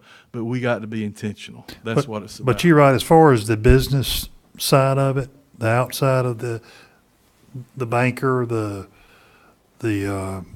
business owner, the attorney, I've never hired an employee at Four Oaks Bank and asked them what their SAT score is.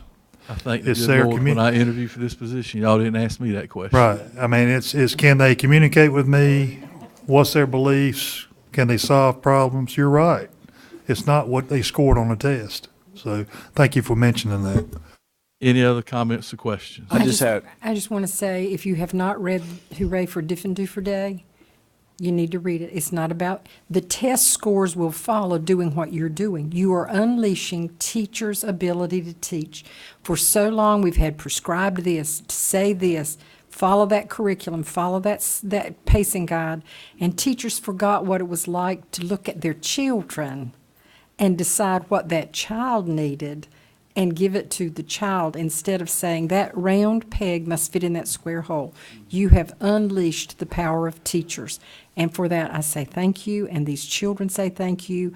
When you look at our end-of-grade test scores, it's one measure on one day, but these children will now have skills to take them through the rest of their lives, and these teachers at last can teach. So thank you. And enjoy it. Absolutely. Well stated. Dr. Renfro, I just got one comment.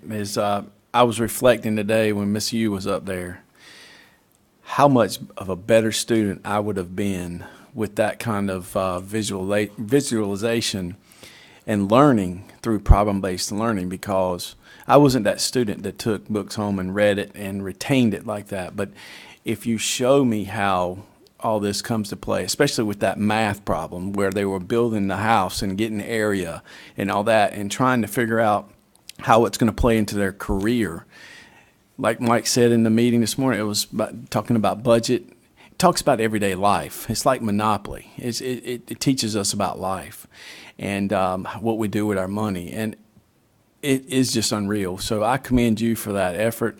Commend everybody out there for taking a hold of this flame and let's moving it forward to JOCO 2020.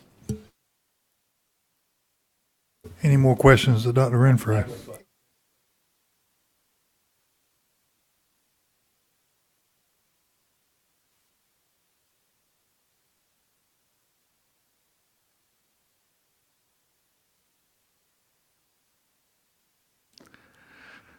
Be intentional. Yes, sir. Any more questions? Thank you, Dr. Renfro. Dr. Price.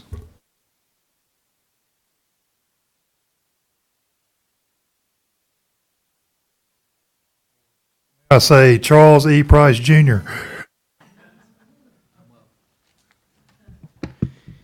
Good evening, Mr. Board Chair, Madam Vice Chair, Board of Ed members, and Mr. Jim Lawrence. Today I have 4 items, 2 information, 2 action. I would like to say that I'd like to applaud Dr. Renfro in some of the travels and meetings that we go to.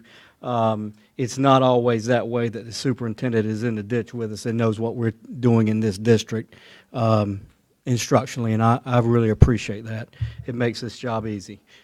I will say also that Miss Rosa Watson knows my first name for a reason. She called it often.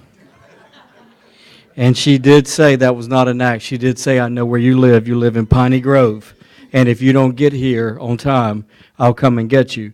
And so I want to say the reason I'm always on time is because Miss Rosa's on time was 15 minutes prior to the bell ringing. And Mr. Hall can attest to that. So she also taught French, and she would often change what she was doing in class, and she started speaking French. And you would say, Miss Rosa, this is not French. I don't know French. She said, you should. And so I want to say publicly that she had a great impact on me, and one of the reasons why the love for literature and why I wanted to move on and teach. So I appreciate Ms. Rosa Wasn't Watson. it Ms. Watson who said that being early was being on time? Being on time is being late, and being late is being bad. Yep. She No and truer another words have ever dear been friend. spoken. Yes. Exhibit item 7B1 is an update on our grant activity, and I'm not going to review that because Dr. Renfro did in his presentation bring to your attention the $76,653 that we've received thus far. And we just have gotten started with that this year, that position. So I listed some things for you to review. And he also talked about one of the ones that I was going to highlight, which is the extension to CTE, because we received no money for middle school career and technical education. So this was very important for us to be able to put to have 2 part-time CDC positions in our to serve our middle schools. So that is an information item.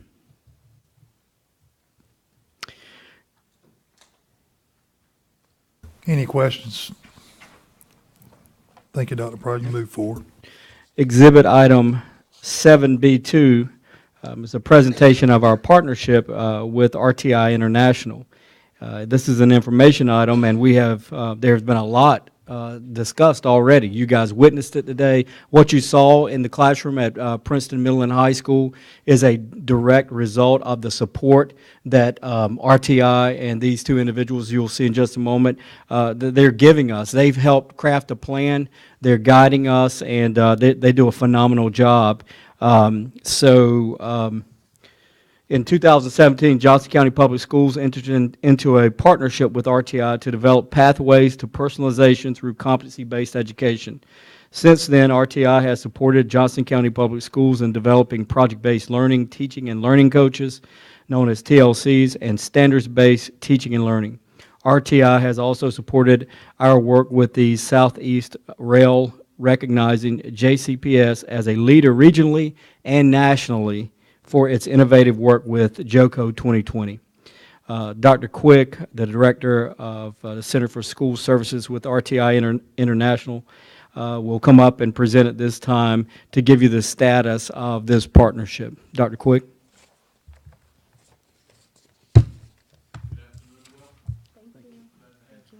Thank you for that introduction. I'm pleased to be here today.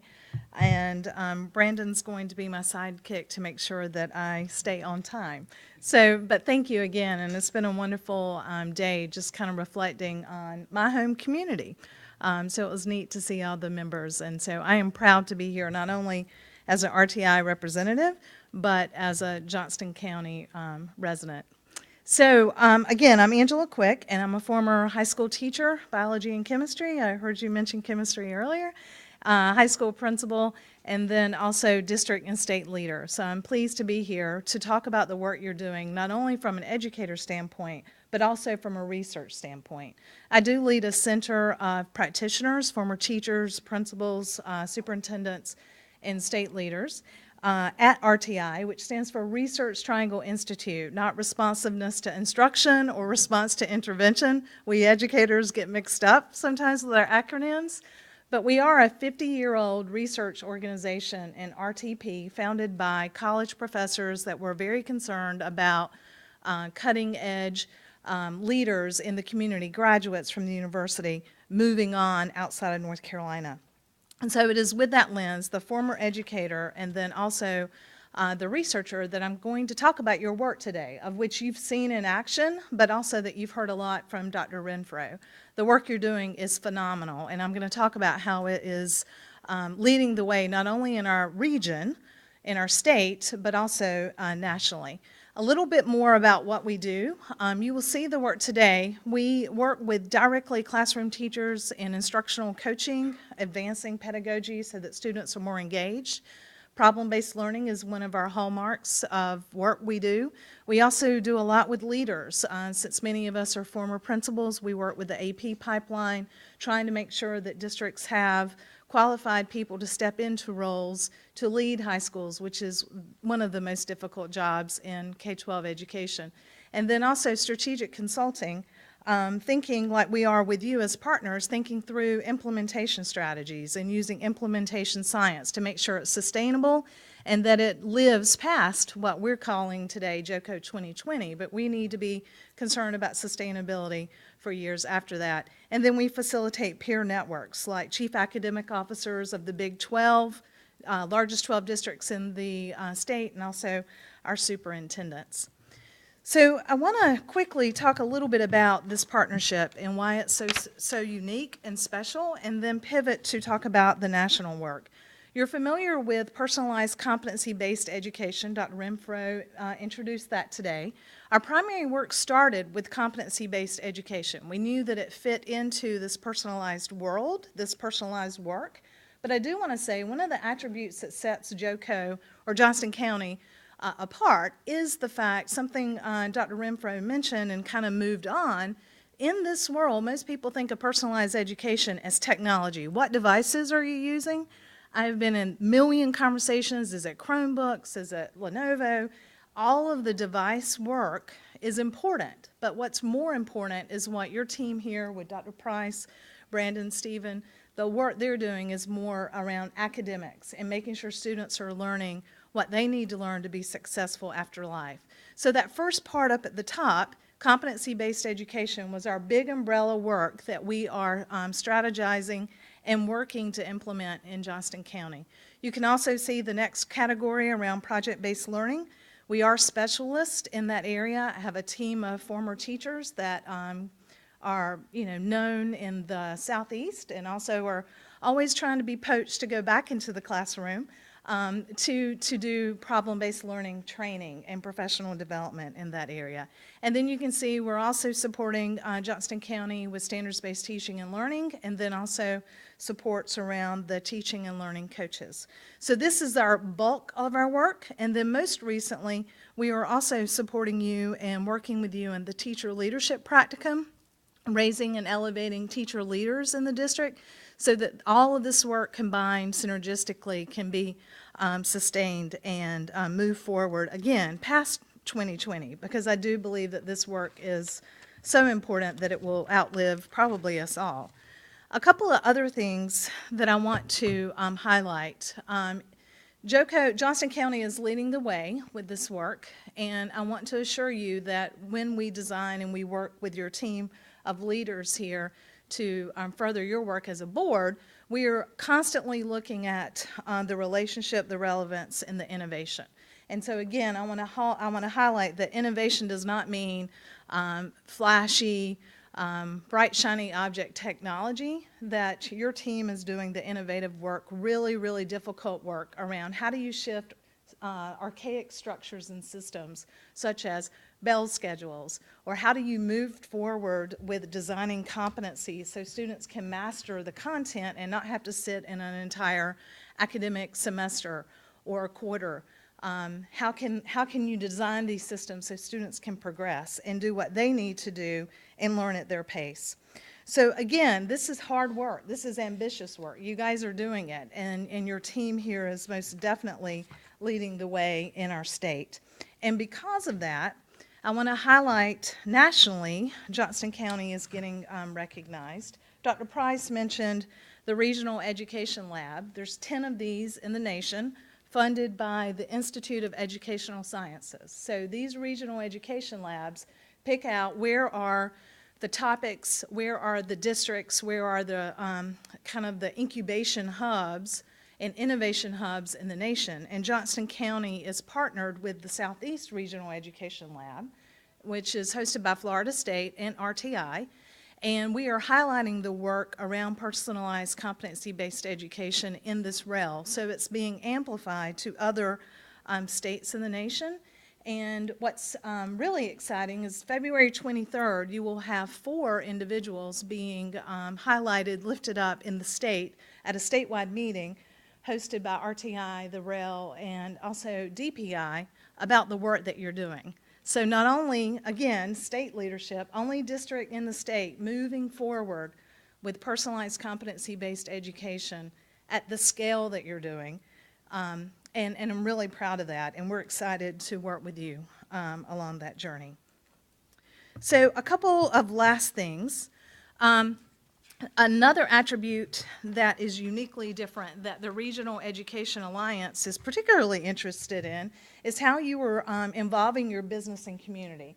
So JOCO 2020 was launched by, I think Dr. Renfro, maybe not launched by that, but your kitchen table conversations out in the community. I heard about that from living in the community.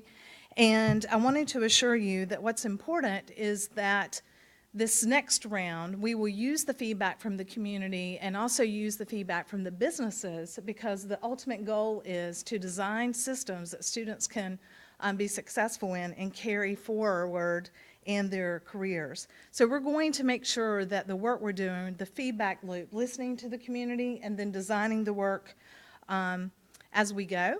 And so I'm looking forward to hearing the conversations that come from this second round. And in closing, I'd like to share with you where this work in competency-based education is in the nation. You have a hard copy, I think, in your packet. You can see that North Carolina is green, which means one thing. That means we have state policies that allow for flexible learning. That means we have one state policy. We are definitely working with DPI to further advance policies that will allow students to move along content continuum without having to sit in a seat for an entire semester. If they finish in 2 months, they should be able to move on. We're looking to work in that arena. And why I wanted to share this with you is you can see where the other states in the nation are. Yes, we're green, but what's different is, Chairman Wooten, you said something around rolling up your sleeves and doing the work. Well, this map shows we're green, we're developing as a state. There's lots of districts talking about this.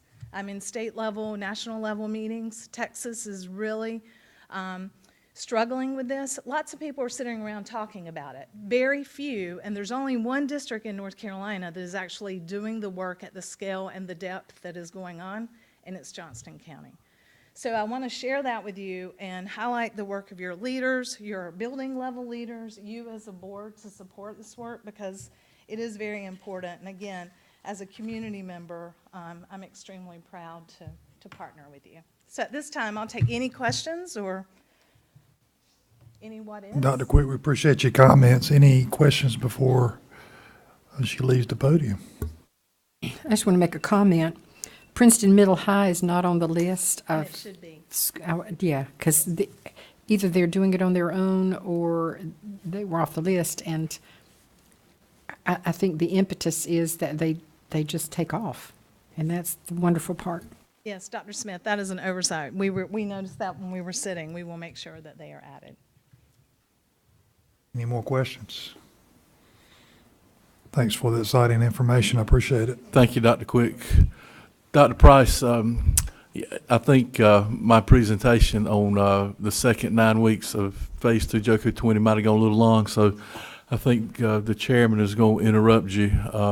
Mr. Wood, you go Yeah, ahead. we're going to take a 5-minute recess, and then we're going to come back with special recognitions and save Dr. Price's information till a little bit later. Yes, sir.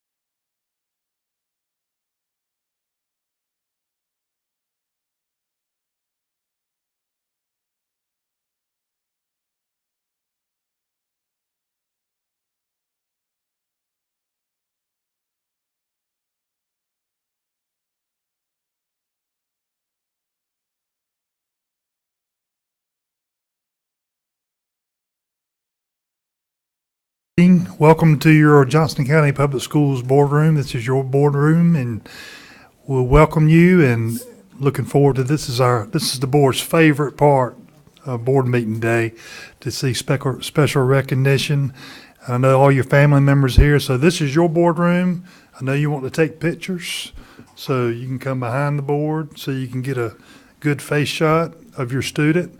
So go anywhere you'd like to in the boardroom and roam around while we go through recognition. So, Ms. Roberts. Thank you, and good afternoon, Mr. Wooten, Lady Vice Chair Johnson, members of the board, and Dr. Renfro, our superintendent. As Mr. Wooten stated, this is our favorite part of the meeting, of the business meeting, because we are about the business of our students and teaching and learning. So without further ado, we'll start with our student character education recognition honorees. And as Mr. Wooten said, please do not be afraid to come and stand behind the board so that you can get a full face-on shot of your student and your child, your loved one. We know that character education is a priority in the Johnston County Public Schools, and this month's character trait is fairness. And we will begin with Benson Middle School, where the principal is Ron Anthony, and we are recognizing 8th grade student Catherine Fair. And if she'll join me at the podium. Catherine, congratulations. Her parents are Troy Fair and Sherry Pitcher. Catherine Fair is the Benson Middle School Student Government Association president, who epitomizes the character trait of fairness. She is a student that shows kindness to everyone with whom she interacts. She's willing to help her fellow students and teachers. She's active in extracurricular activities such as cheerleading and student government. And she also volunteers her time to do morning announcements. She treats everyone equally. And she's serious about her education. And she's willing to complete all tasks to the best of her ability. Catherine is a valuable asset to Benson Middle School. Ladies and gentlemen, Catherine Fair. If you'll start with this.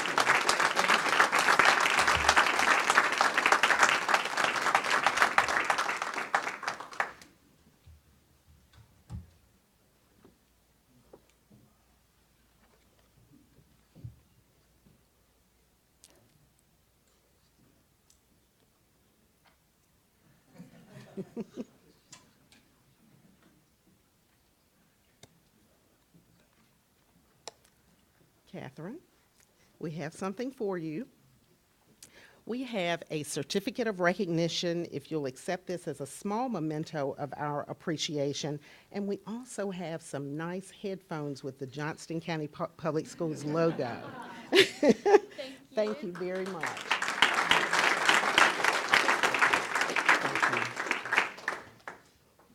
I would like to share with you that we have business partners who are helping us with the gifts that we're giving our students, and so those headphones are very, very nice. Blackboard was one of our first business partners to step up and pay for a part of these gifts, so we appreciate our business partnership support. Our next student comes to us from Clayton High School, where Principal Bennett Jones is the instructional leader. Our 12th grade student is Hannah Mills. Hello, Hannah. Congratulations. Thank you. Her parents are Rudy and Cheryl Mills. Hannah is a senior at Clayton High School, and she exemplifies what it means to be a positive role model for all students. She possesses all of the Johnston County Public Schools' character traits, one of which is fairness. Hannah truly understands the importance of treating others as she wants to be treated. She is kind and willing to help others regardless of their situation or background. She has served as a peer tutor, and she's volunteered to assist students at Cooper Academy as part of the CHS Outreach Program. Furthermore, Hannah understands the importance of putting others first and supporting others who are less fortunate. She is a volunteer in the community and throughout the school, And in addition, she's a student athlete who displays excellent sportsmanship.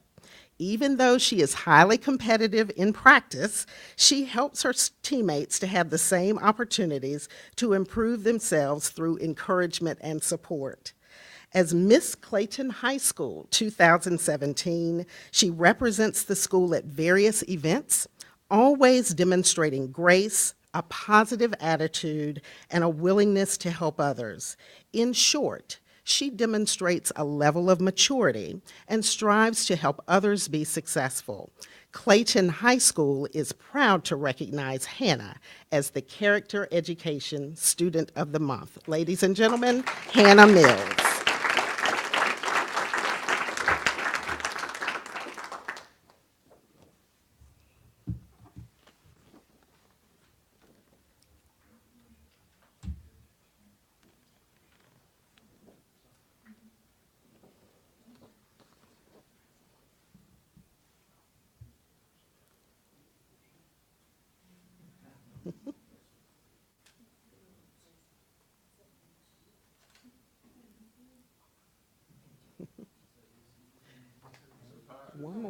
One more. Hannah, congratulations. We are so very proud of you, and if you'll accept that certificate and headphones as a small token of our appreciation. Thank you. You're very welcome.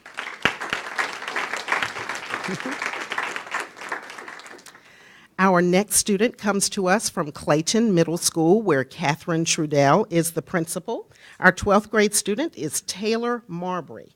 Did I pronounce that correctly? Perfect. Her parents are Jeffrey and Shannon Marbury. Taylor is an exemplary student who treats everyone with fairness, kindness, and respect. She views others without judgment, and her polite demeanor makes everyone feel at ease. She will go out of her way to help others, regardless of who they are. In countless situations, Taylor has taken the time to tutor classmates, comfort others during trying times, and offer her contagious smile to all around her. Taylor believes in treating others with fairness in all ways. She is a wonderful representative for Clayton Middle School for the character education trait of fairness. Ladies and gentlemen, Taylor Marbury.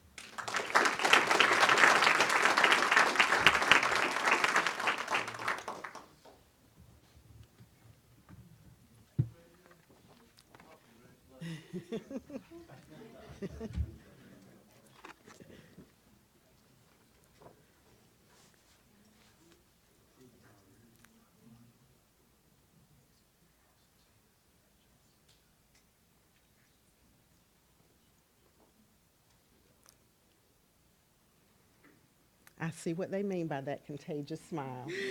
Thank you so very much for exhibiting the character trait of fairness. We are so very proud of you, Taylor.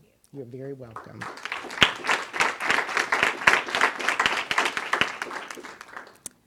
Our next student comes to us from Cleveland Elementary School, where the principal is Maureen Hanahue.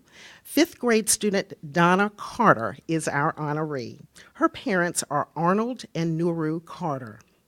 Let me tell you a little bit about Donna. Such a grown-up name. The definition of fairness begins by learning where the line of impartiality lies in any situation, acting to hold that line without personal interest, prejudice, and favoritism while doing what is best for all involved. Donna is the perfect student to be recognized for this award. She exhibits the characteristic trait of fairness with her social and academic interactions with her peers, as well as adults. Donna is kind and friendly. She's a student who gets along with everyone. She instills fairness through her daily actions in all classes by showing no partiality to her peers when leading in groups or when having to choose jobs for others. Her ability to lead and work cooperatively with others is going to take her far in life. In addition to her ability to foster positive relationships with peers and adults, she is also an honor roll student. Cleveland Middle School congratulates Donna for her consistent demonstration of fairness. Congratulations, Donna. Ladies and gentlemen, Donna Carter.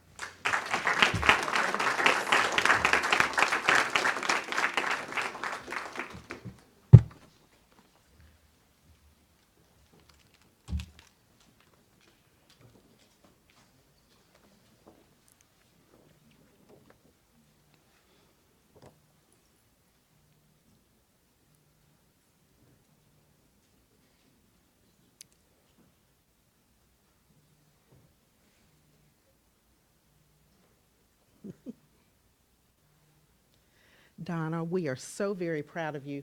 Please accept this certificate and headphones as a small token of our appreciation. Congratulations. You're very welcome. I know you know, ladies and gentlemen, that these students are so humble, but they are so well deserving. Our next student comes to us from Cleveland High School, where the principal is Jenna Sauls Hare. Our 12th grade student is Ima Bajumo, correct? Yes, ma'am. Yay! Her parent is Chanel Bajumo. Ima is one of Cleveland High School's best and brightest seniors. She is highly involved in junior ROTC and currently serves as the battalion operations officer. She is also a member of the varsity girls basketball team. Ima exemplifies the trait of fairness in all that she does, both in and out of school. Ima always treats everyone with kindness and respect, regardless of their grade level, gender, or race. She has a friendly disposition which puts both students and faculty members at ease. This makes Ima the perfect student to help with new student tours. She's often called on for assistance with students who may have a difficult time making friends or finding a place to call home in a large high school setting. Ima is always willing to help and is a true team player. She is well respected by both faculty and her peers as a leader and is a valuable asset to the Cleveland High School community. Most faculty members would agree that Ima has matured greatly from her first years at Cleveland High School and is very deserving of this honor. Ladies and gentlemen, Ima Bajumo.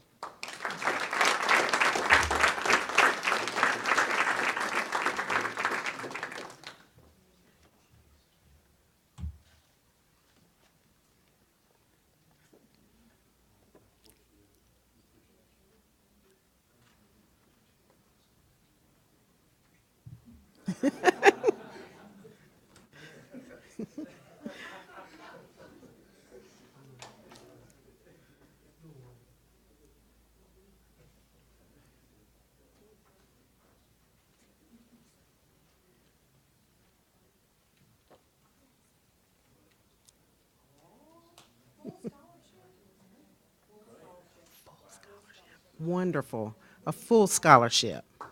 Congratulations. We are so very proud of you, Ima. You're welcome. Good job. Last but not least, our next student comes to us from Cleveland Middle School, where the principal is Sarah Reynolds. Our 8th grade student is Jacob Toller. His parents are Michael and Carrie Toller.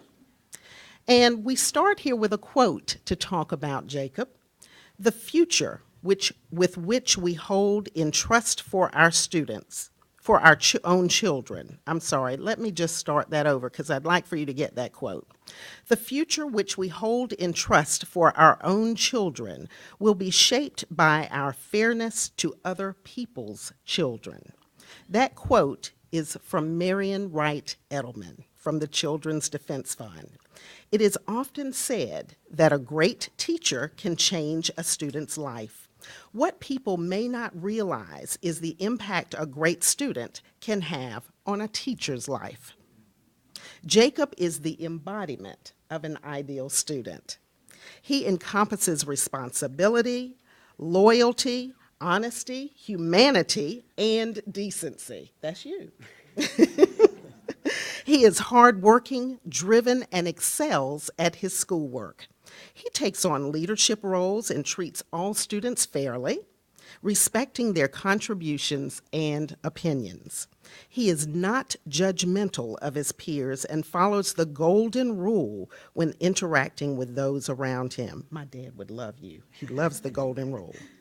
Jacob is the president of the Student Government Association and has helped organize events like the Veterans Day Assembly, and he excels in band and selflessly tutors with the sixth grade band students during his lunch.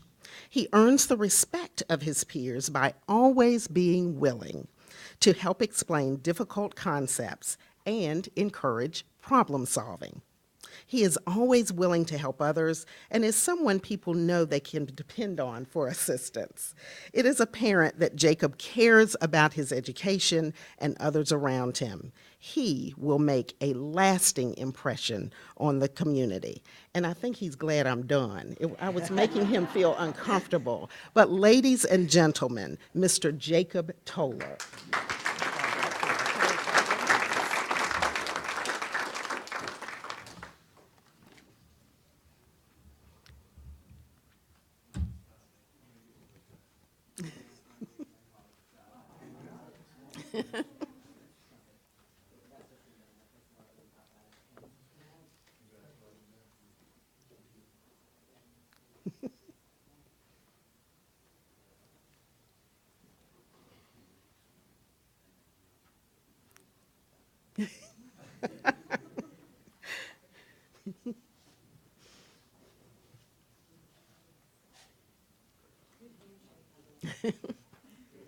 Jacob, get used to this attention. You're headed for greatness.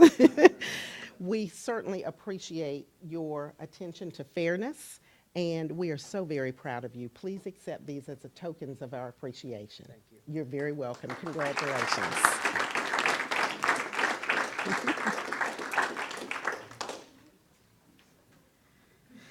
Ladies and gentlemen, our next list of honorees are the epitome of excellence in teaching.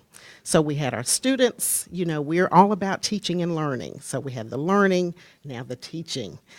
And so I stand in Kathy Price's stead to share with you our newly certified National Board teachers. And we have 7 of them today. Let me tell you a little bit about National Board certification.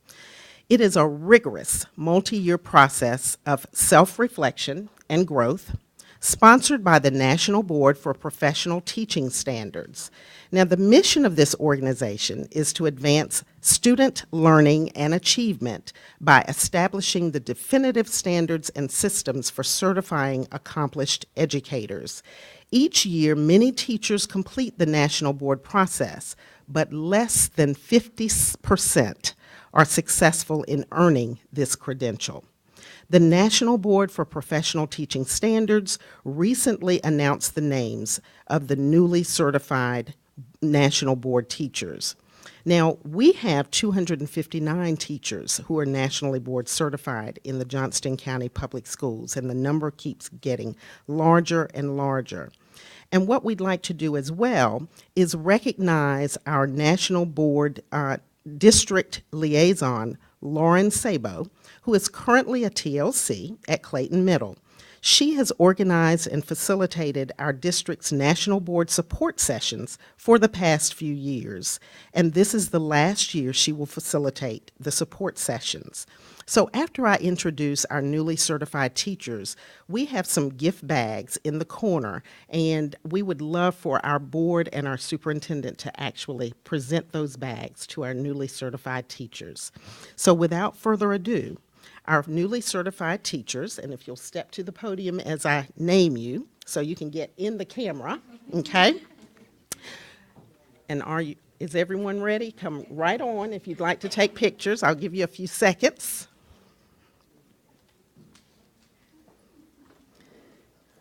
Okay. From East Clayton Elementary, Karen Camillo. Okay. I knew I wouldn't bat Yeah, 1,000 that's for okay. the whole I day. married it. Okay, It's fine. all right. From North Johnston High, Rhonda Greenup. From Corinth Holders High, Jacqueline Harrell. Okay. And feel free to come on this side as well. Yes, perfect. From Corinth Holders High, Karen Morrison. From Smithfield Selma High, Melissa Noel. From Cleveland High, Amber Searfoss. And from Archer Lodge Middle, Jenna Taylor. Ladies and gentlemen, our newly certified National Board teachers.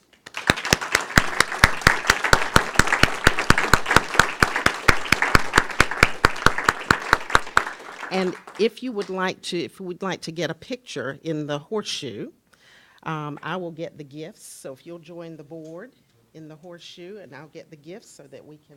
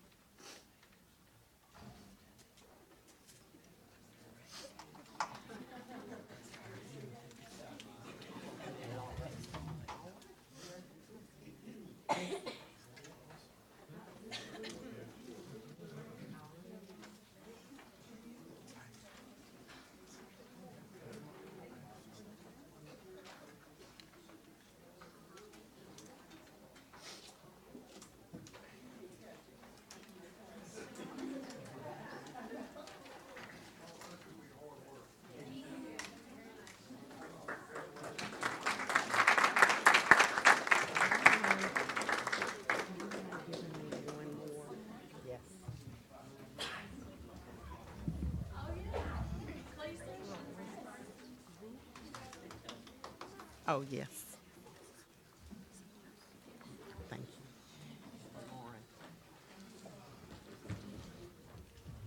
Thank you, sir.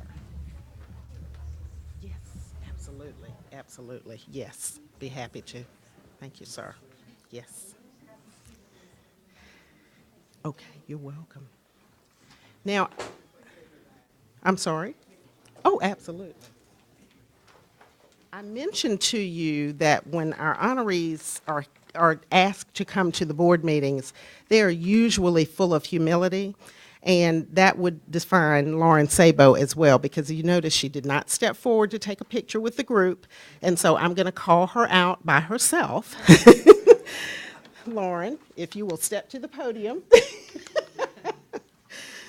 Lauren, we just want to let you know how very much we appreciate the time that you have spent with your colleagues, your peers, to mentor them to this status. So this is from Academic Innovation and your board chair and Dr.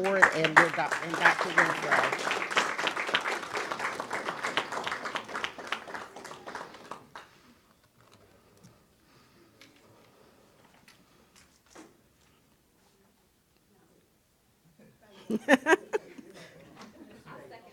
Right.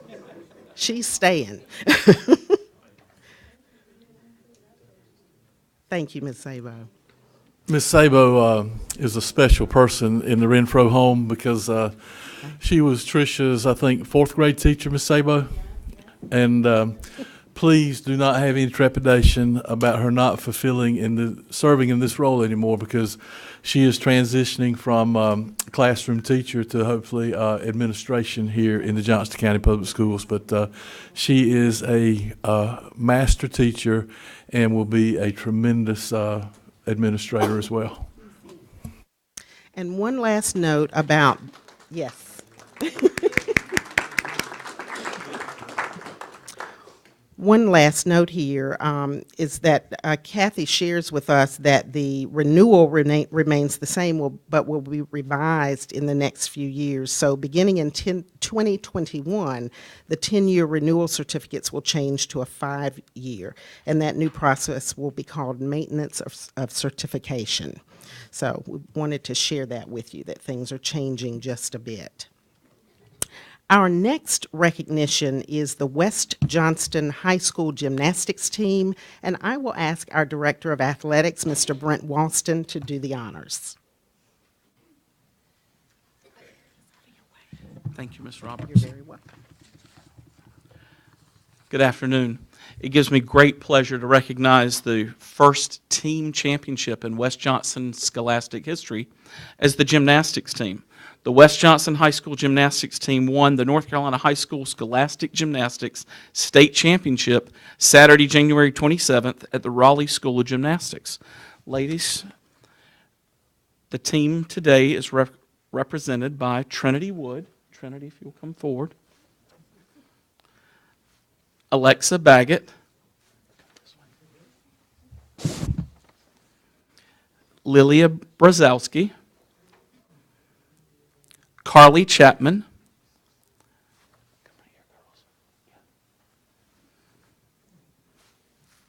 Sarah Ford. Jessica Walker. Tasha Brzezowski. And Abigail Harrison. Abigail Harrison was first place in the state in the vault. Abigail, step forward. Tasha Brzezowski was first place in the all-around, the floor exercise, and the balance beam. Tasha, step forward. Our county scholastic gymnastics coach is Coach Margaret Morgan Lee, who's with us as well. This is our West Johnston High School State Championship gymnastics team. Congratulations, ladies.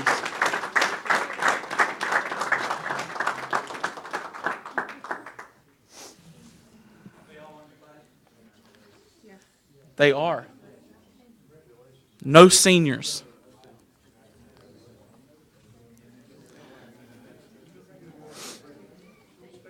Okay. Okay.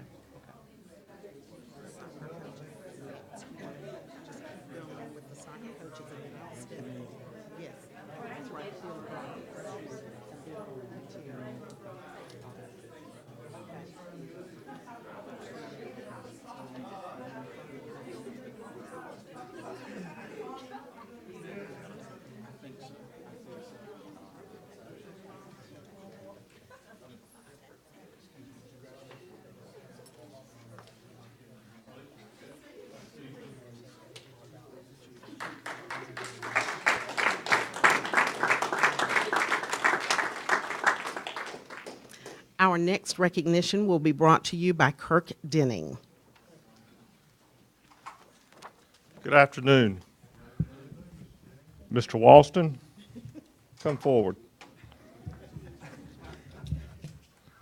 We'd like to introduce Mr. Walston.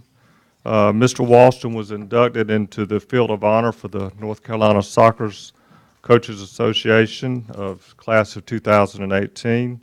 Each year they recognize coaches across the state who have been instrumental in the development of soccer in the state of North Carolina.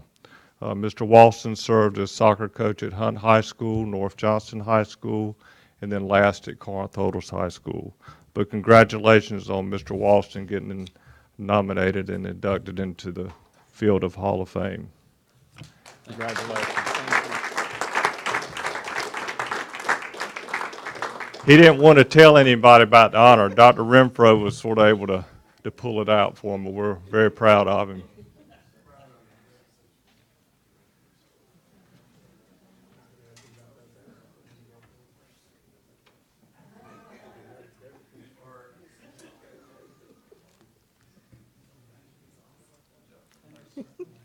Congratulations, Mr. Walston. And Mr. Walston is not done working because he will present our next honorees who have been named by USA Today to the 2017 All-USA North Carolina team. Exciting news. Dr. Renfro, before Mr. Walston gets started, I'd just like to say I've known Mr. Walston for many, many years. Back when I was at East Carolina University, I came to Wilson Hunt on many occasions and refereed his soccer games. And probably one of the best soccer coaches I've ever come across as far as being a high school referee for soccer. His team was well behaved, and if they were not, he told me to let him know he'd get them off the field. So that one year that I had the opportunity to coach at North Johnston High School, the best phone call I ever got was that Brent Walston was coming to North Johnston to relieve me from being the soccer coach. So thank you for what you do. Whenever Sutton, I don't think he relieved you. I think you had employment opportunities and time was taken you away from it because you did a great job as soccer coach at North Johnston High School. Thank you, Mr. Sutton. Today it gives me an extreme honor also to recognize the young man with us. Johnston County was honored to have 3 young men named to the USA Today 2017 All-USA North Carolina All-State Football Team. We recognized in January Devin Carter, a senior wide receiver from Clayton, who was named to the first team offense. Today joining us is Jacob Monk. Jacob is a junior offensive lineman from Corinth Holders High School who was named first team offense. Jacob was one of only 2 juniors named to the first team offense. Jacob Monk from Corinth Holders High School.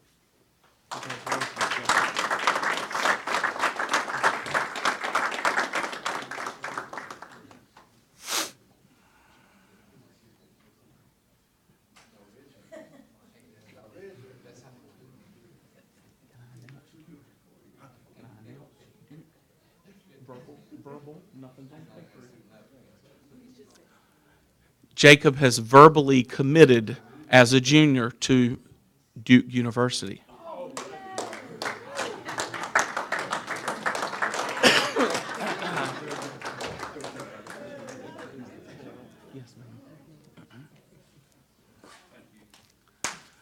If you'll notice the contingent that Jacob has, Mom and Dad are with us. Mom, Ms. Shireen Monk, Mr. Stanley Monk, and the coaching staff from Corinth Holders High School. Jacob is well represented today. We appreciate them being here. Thank you, Jacob. Congratulations. We need to shake the coach's hands.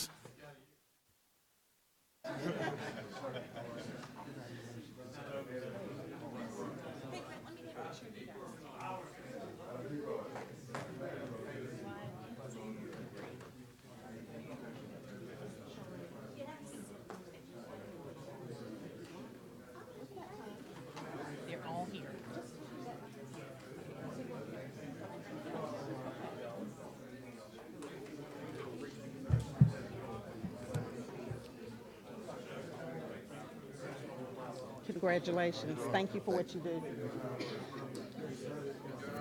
Congratulations, sir. Thank you so much. Thank you so much. Thank you all so much for having me. Absolutely. Congratulations.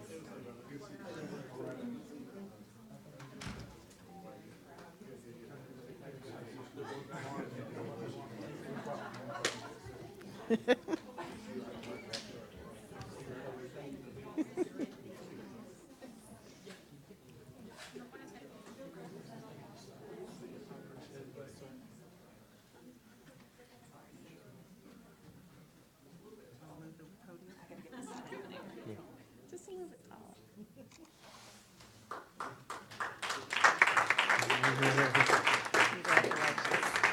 Congratulations.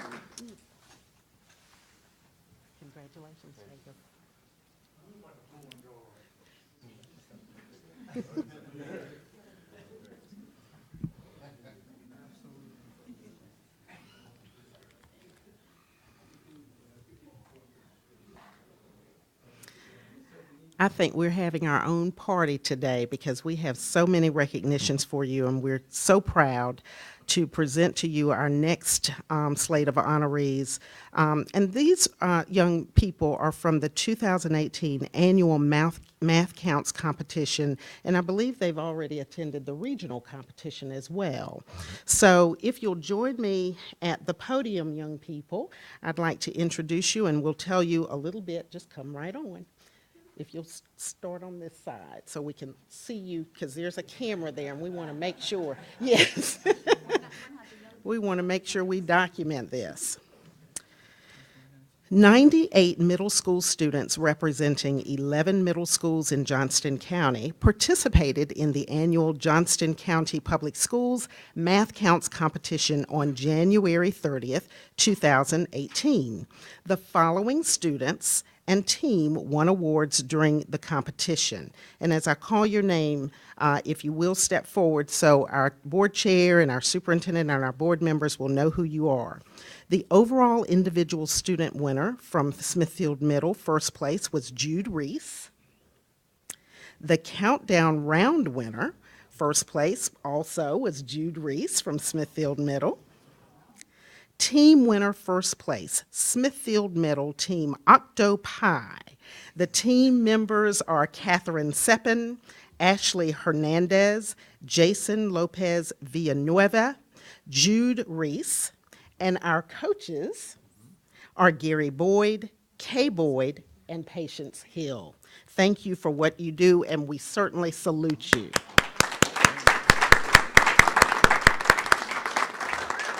Now, I don't have updated information, so if one of our coaches will tell us about the regional, perhaps? We finished 14 out of 26 schools Wonderful. in our region.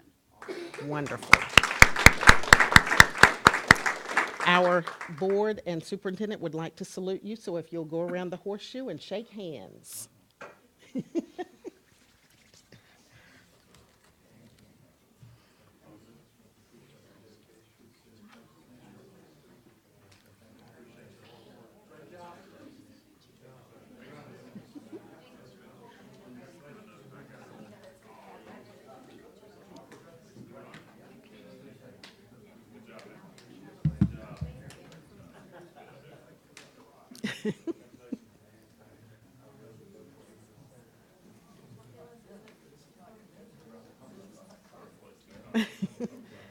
Congratulations to our Math Counts winners.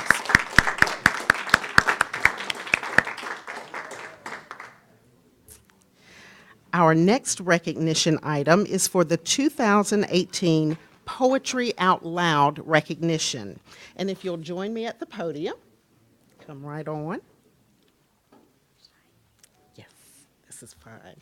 All right.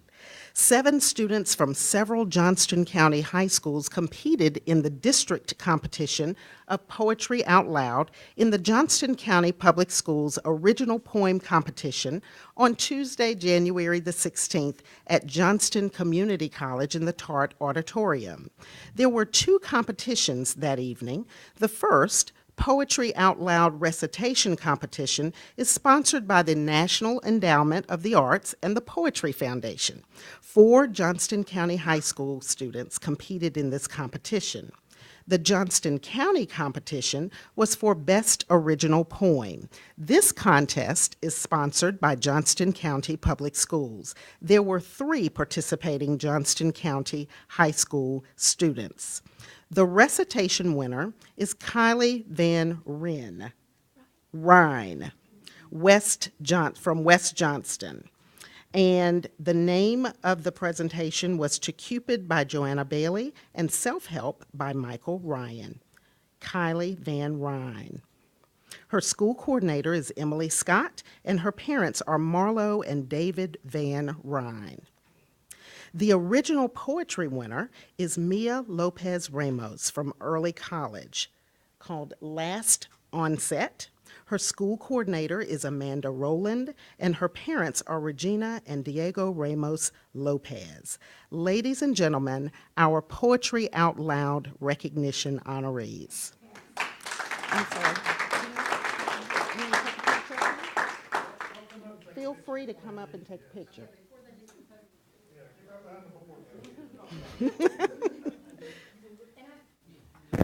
I just have to say, this is my second year attending this event. This is outstanding work. And I just like Soil and Water, why don't we have the other high schools on that stage? Commendations to you teachers who make that happen and to you students who take the risk to get on that stage and perform. It was awesome. Courage. All right. Okay, and just go right around the shake their hands. Thank you for what you did.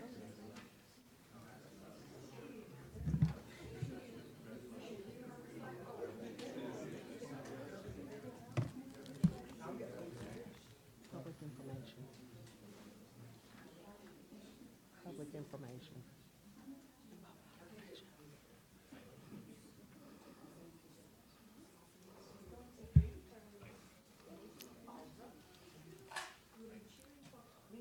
Congratulations to you all.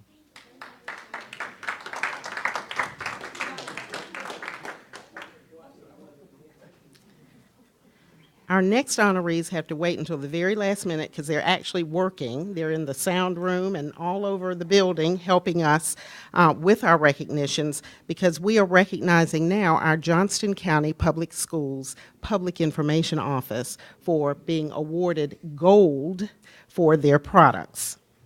So Magic Magina is here. Are you representing everyone? Can we ask our, come on. They have to probably put it on autopilot, right, Jason?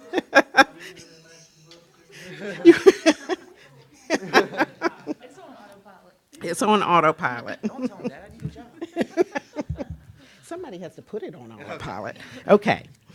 So, school public relations professionals across the state were honored for the products of their craft during the North Carolina School Public Relations Association's, fondly called NCSPRA, annual Blue Ribbon Awards for Effective Communications celebration at the O. Henry Hotel in Greensboro very recently. Johnston County Public Schools Public Information Office, which I'm proud to say is a part of the communication and engagement team, earned 3, not 1, not 2, but 3 gold awards and 4 silver awards in 6 categories. Here they are: Digital Media Engagement, Gold Award; Electronic Media, Gold Award; Special Events and Programs, Gold Award; Electronic Media, Silver Award; Excellence in Writing, Silver Award; Image and Graphic Design, Silver Award; and Publications, Silver Award. Now, this team is led by Tracy Peden-Jones, who is our Public Information Officer, Lori Dixon, Administrative Assistant, Nathaniel Shelton, who is not with us today, who is Director of Communication, Robert Cutter, Graphic Technician, Jason Bullock, Media Production Specialist, Caitlin Furr, Multimedia Marketing Specialist, and Magic Magina Howell, Printing Services Manager. We recognize and salute our Public Information Office team for their gold awards. Ladies and gentlemen, Public Information Services.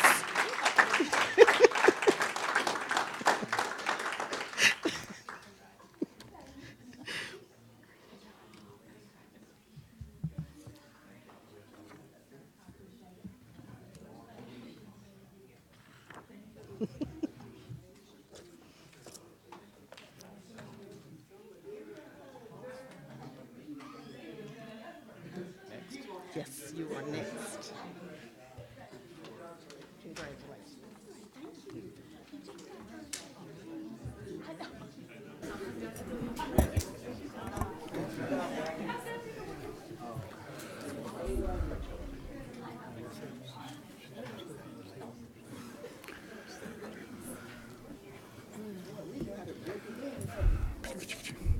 Mr. Chairman, a couple of comments. The PIO team, just to show you how dedicated they are, the reason Nathaniel is not here today, last Thursday after leading with the heart, one of our recipients had parked over in the adjacent lot and gotten stuck. And so several folks went over to push her out, to get her out of the mud, and Nathaniel threw his back out in the process. And so he's out of work this week, but that's why he's not here today, because that embodies the spirit of that group. And hey, maybe if we do a Christmas video next year, maybe we'll win Blue Ribbon Gold. How about that?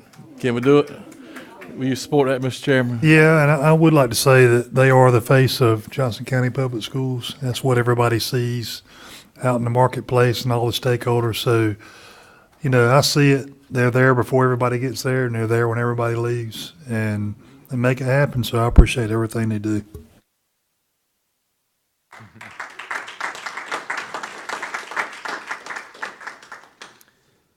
Speaking of excellent employees, it's always my pleasure to present Employees of the Month to you. Our Employees of the Month for February. First, we have Miss Brenda Brinkley. If you will please join me. Miss Brinkley serves as the data manager at Powhatan Elementary School. She was nominated by one of our school nurses, Miss Jennifer Niswander. Miss Niswander shared that Miss Brinkley does not see her role as only a data manager. Brenda works daily to seek out students and to positively influence them. This year, a new student came to Powhatan, and his life experiences had not always been the most positive. Brenda showed this student love on a daily basis. She would meet him at the bus, help him get breakfast, and let him start his day in her office to ensure he had a good start to the day. He loved seeing Miss Brenda and worked hard to do as she said. Miss Brenda strived to make a one-on-one connection with this student, which truly made a difference in his life. The special student had his last day at Powhatan on December 15th. Brenda hugged him and said goodbye, shedding a tear as his bus pulled away. Making connections like Brenda's example will forever make an impression on the life of a child. Ms. Brinkley, we appreciate you connecting with our students. We hear all the time about relationships, relationships, relationships. It truly is important. We congratulate you for being our Johnston County Public Schools Classified Employee of the Month. Thank you. And if you'll make your way in.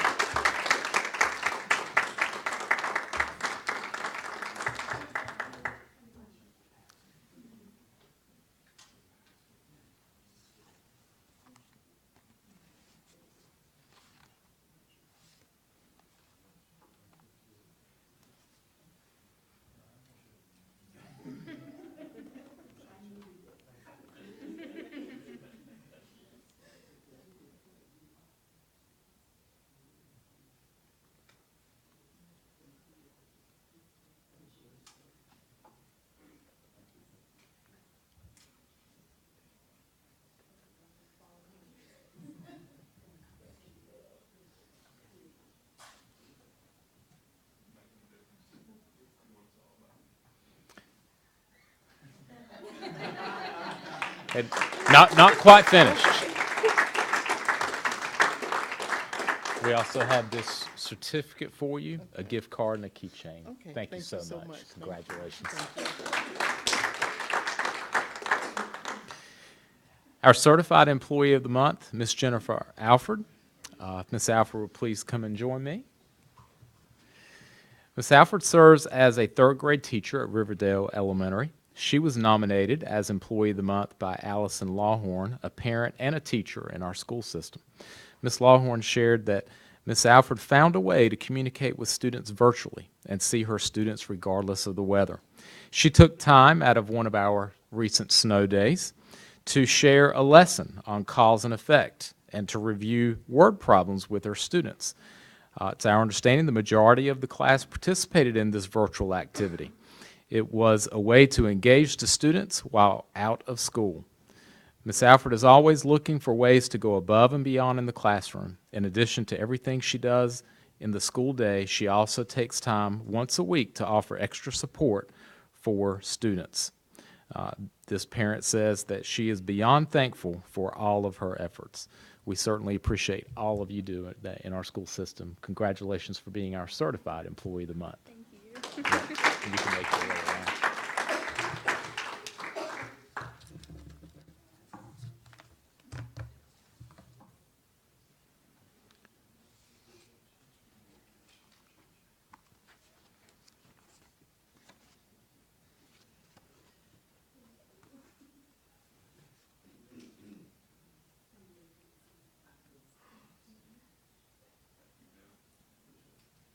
And not quite finished. Certificate, a keychain, and a gift card. Thank you so much.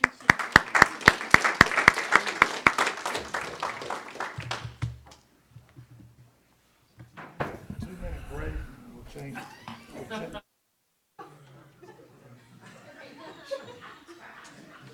I did.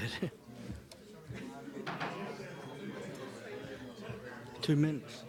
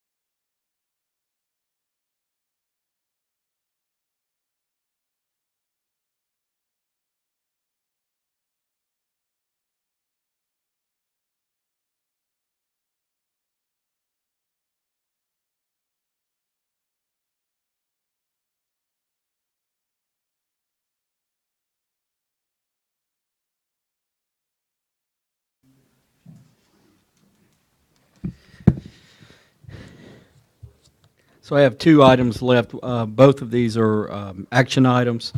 Exhibit item 7B3, the JCI science contract, is an action item.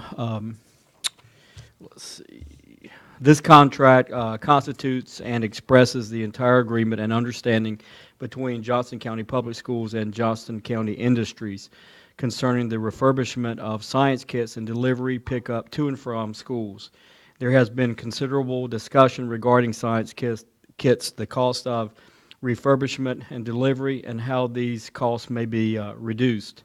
Although the president and CEO of JCI signed the contract in October, the maximum cost of refurbishing a kit was not given to us until January 24th, and hence that's why I'm bringing it to you now after we've gotten that piece of information. This is an action item. This is an action item, JCI science contract. Entertain a motion. Motion by Butler Hall, seconded by Dr. Smith. Any questions? Dr. Price. These kits include kindergarten through fifth grade. Yes, ma'am. And eighth grade, through middle school as well. Middle school. Yes, Excellent. ma'am. And there's professional development for the teachers to train them to use these kits. That does come with, yes, ma'am. JCI is just the facilitator for the materials. That is correct. Okay. We had discussed soil and water earlier. Is there a soil and water kit? Accessible to every first grade teacher, and as provided at break, Mr. Baker made it clear that in the pacing that they spend 27 days on earth systems, is that correct? 7 days set aside, and then when they go to second grade, there's another kit that deals with liquids as well. So there's a follow-up, there's a pattern to it. Thank you, Mr. Baker. Standards, state standards. Thank you. Yes, ma'am. Good Dr. question. Price. If I'm understanding this correctly, we're still working with JCI and Dr. Sam Houston to find a way to lessen the cost of the refurbishment and transportation for these kids. Is that correct? That's correct. That's why we needed, we had not ever established with them a per kit cost for refurbishment. And so Mr. Baker has led a charge to get at that cost so that we can begin to work on what we're spending. We want to lessen what we spend that's not directly impacting the kid. So the housing and the refurbishment, we'd like to lower that cost because we want to spend more on the kits given to the students in the classroom. And so that's been his charge. Thank you. Thank you. Yes, sir. Any more questions? All those in favor? Aye. All those opposed? Motion carries 7-0. Exhibit item 7B4, the Career and College Promise Articulation Agreement for 2018-2019, is an action item. Johnston County Public Schools and JCC staff met in a series of meetings to discuss the articulation agreement between the two entities for next year. The articulation agreement serves to govern policies that affect Career and College Promise, Early College Academy, and Career and Technical Leadership Academy students and staff. So at this time, I'd like for Stephanie Leonard, Executive Director of Career and College Readiness, to come up and to give us a brief presentation of where we are with that articulation agreement. Good afternoon. Good afternoon, everyone. I did want to mention real quickly, I noticed Dr. Renfro had a special guest on the blog yesterday, and you had mentioned job shadowing, and I've been in touch with him about job shadowing, and he's willing to participate and let one of our students shadow him. So we're really excited about that opportunity for our students. In your board packet, you received a copy of the latest articulation agreement. The changes were highlighted in yellow, and I'm going to go through only the changes. The first change is JCC is going to enact a new fee. This is a CAPS fee. It stands for Campus Access, Parking, and Security. This will be for next school year, for 2018-2019. JCC enacted this charge for their current students this year. And this will be for our early college students and for our CTLA students. And this will be $4 a credit hour. What's a normal load, credit hours? It depends on the students. Some of the freshmen may take only 3 credit hours, up to some of the early college students take 16 to 18 credit hours per semester. So it really depends. So that could be, if they take 18 credit hours a semester, that would be $72 a semester. For them to park on campus, you're assuming that they're taking all of those hours on campus. So if they don't take all those hours on campus, they just pay for the one they do? This is only for the students that are housed on campus, so for CTLA students and for early college students. So the next slide it clarifies that a little bit more, because I know there are a lot of fees. So technology fees are only for those students that technology is only charged for students that are on the high school campuses. That's the only charge they get.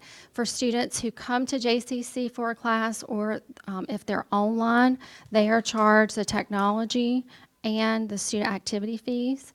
And then for early college and CTLA students beginning next year, they will be charged all 3 fees. So technology, student activities, and the CAPS fee. The next change is about students in provisional pathways. The provisional students are students who do not qualify by their test scores to take CCP classes. So these are students who have to have a letter of recommendation from their principal to take classes, and they can only take English and math classes until they pass those successfully. In the past, those students were allowed to add an additional CTE pathway. They are no longer able to add that additional CTE pathway until they pass that English and that math course, and that comes from the state office, not from anybody at JCC or from Johnston County Public Schools. The next thing on there is that Johnston County Public Schools will not offer anything that's in competition with the CCP classes, like IB classes or AP classes. And then just a couple of things to clarify some best practices that have already been in place, but just to put those in writing, that JCC will provide office space for our CCP center and for those people who work there, and also for our high school graduations. And that web advisor access will be provided for our CCP staff, and that our public school system will provide Power School access to the CCP staff that are from JCC. And a couple other changes, and looking forward to making projections and just reviewing data in the future, we decided to establish a joint team with members from JCC and Johnston County Public Schools to review our data and to make projections at least twice a year. So hopefully that'll help clarify things between the two entities. And the last thing on here we're very excited about, the state office has said that we can now offer continuing ed classes that were used to not be offered for CCP students. So they are offering this now as tuition waived, and we are working with JCC right now to offer, hopefully next year, fire, plumbing, culinary, and electrical. So we are very excited about those opportunities for our students. And then the last thing is just general updates that were in any agreement, personnel changes, dates, and things like that.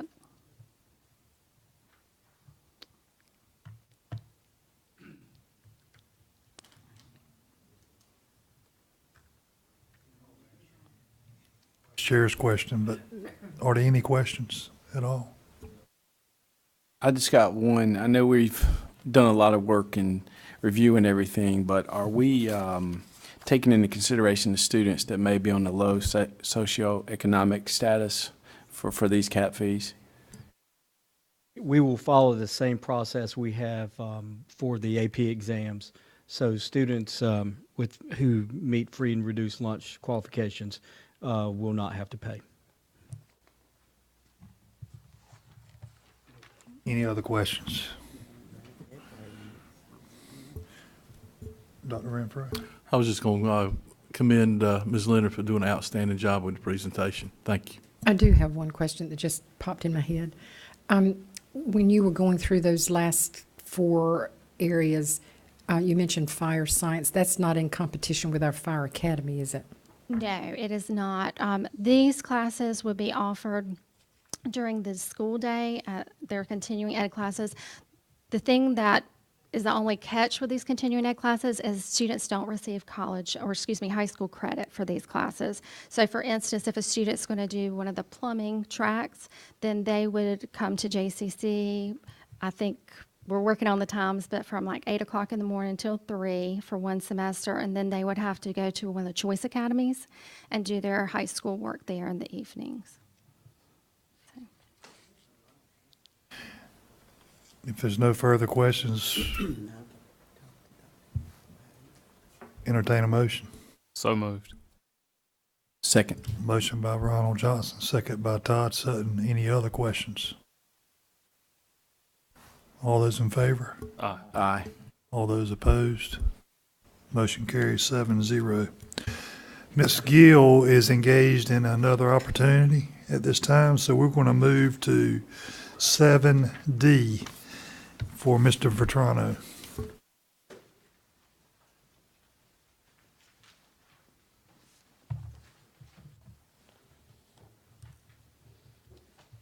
Yes, sir, Mr. Chairman. Good afternoon again to everyone. 2 items from the Human Capital team. One is action, one is information. The first, Board Exhibit number 7D1, is an action item. As a result of the student employees' days missed due to inclement weather in January, the 2017-2018 school calendars had to be revised in order to meet general statute requirements. Those have all been shared with you, but to summarize the revisions, January 17th and 18th became non-days. They're like days in the summer. They do not count toward the 215-day requirement. January 19th became a work day. We transitioned an early release day to a full day, and a work day became a regular student day. For the traditional calendar, we moved the second 9-week period first semester to the 29th, and then we added 2 optional work days on the end of each calendar. And I'll be glad to go into any of those calendars in depth for you if you have any questions. But we're providing all of those calendars for your approval, the revision, the traditional academy calendars, restart calendars, and year-round calendar. This is an action item. I ask for a motion, and then we'll call for questions. So moved. Motion by Ron Johnson. Second. Second by Todd Sutton. Any questions about the calendar? All those in favor? Mr. Chairman. Yes, sir.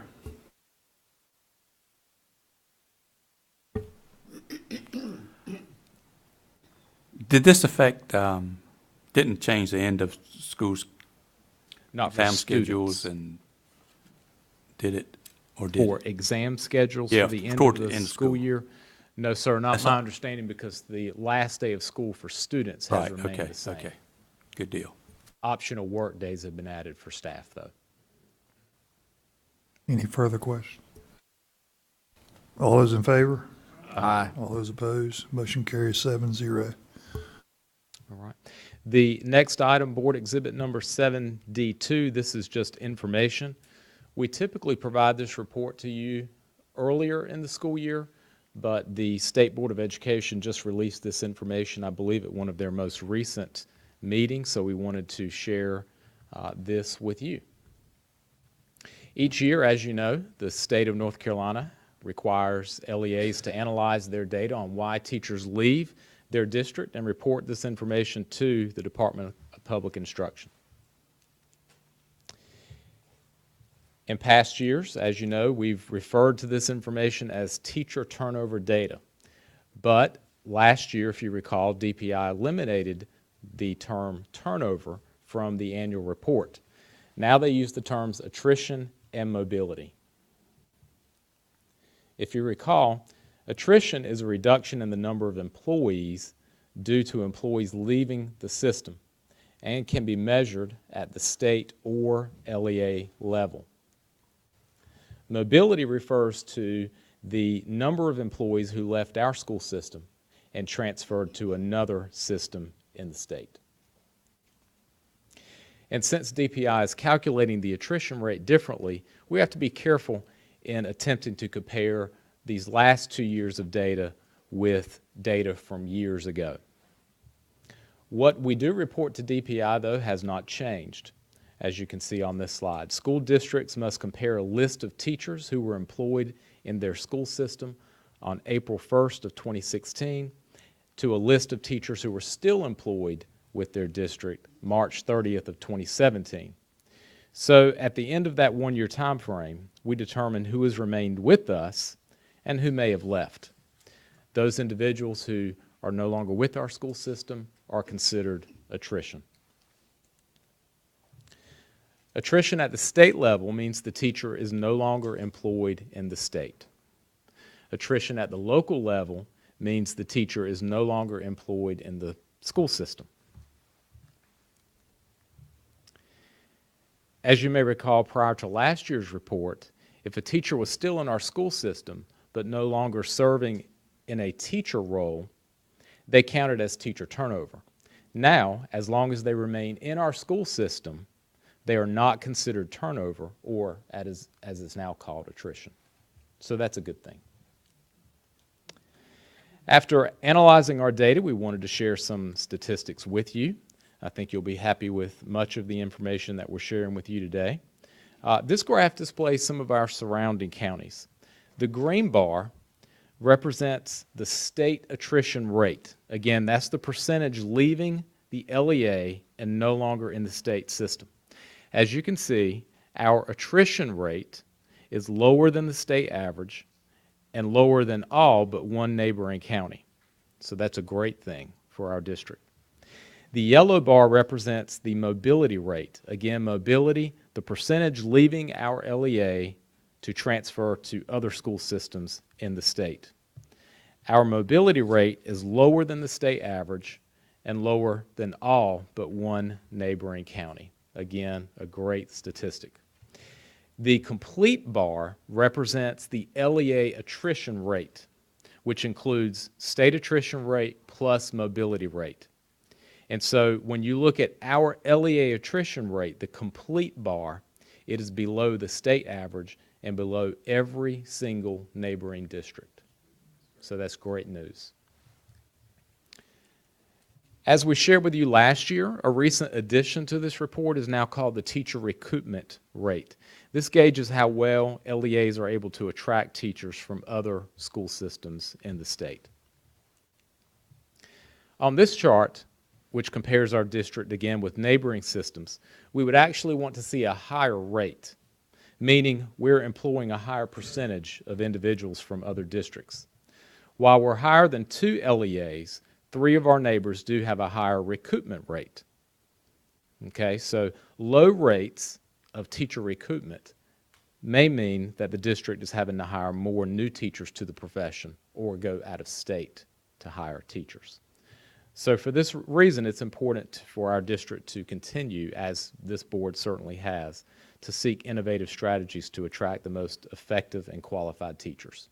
But I can say that our recoupment rate is actually better than last year when compared to other districts. So this number needs to be lower or higher? The higher the recoupment rate, the higher the percentage of individuals that you're attracting from other LEAs. In North Carolina? Correct. Yes, sir. In addition to looking at how many teachers leave, we also examine which teachers leave and the reasons. As you can see in this graph, which displays experience levels for groups leaving our school system, the majority of the teachers who left had less than 4 years of experience, 4 or less. These numbers include our VIF, or now we call them participate teachers, who are only able to stay here for a maximum of 5 years. Also, teachers that have interim contracts that automatically end, and those who tend to relocate to be closer to their family. The next 2 groups with the highest percentage includes teachers with 5 to 9 years, and then those with 25 or more years of experience, and those are usually individuals who leave our school system to retire. Of those who left, and keep in mind, when compared to the state and other neighboring counties, we have fewer who leave. But of those who left, a little more than 38% are in the remained education category, which means they resigned to teach or serve in a non-teaching role in another North Carolina public school system, charter, or even private school system.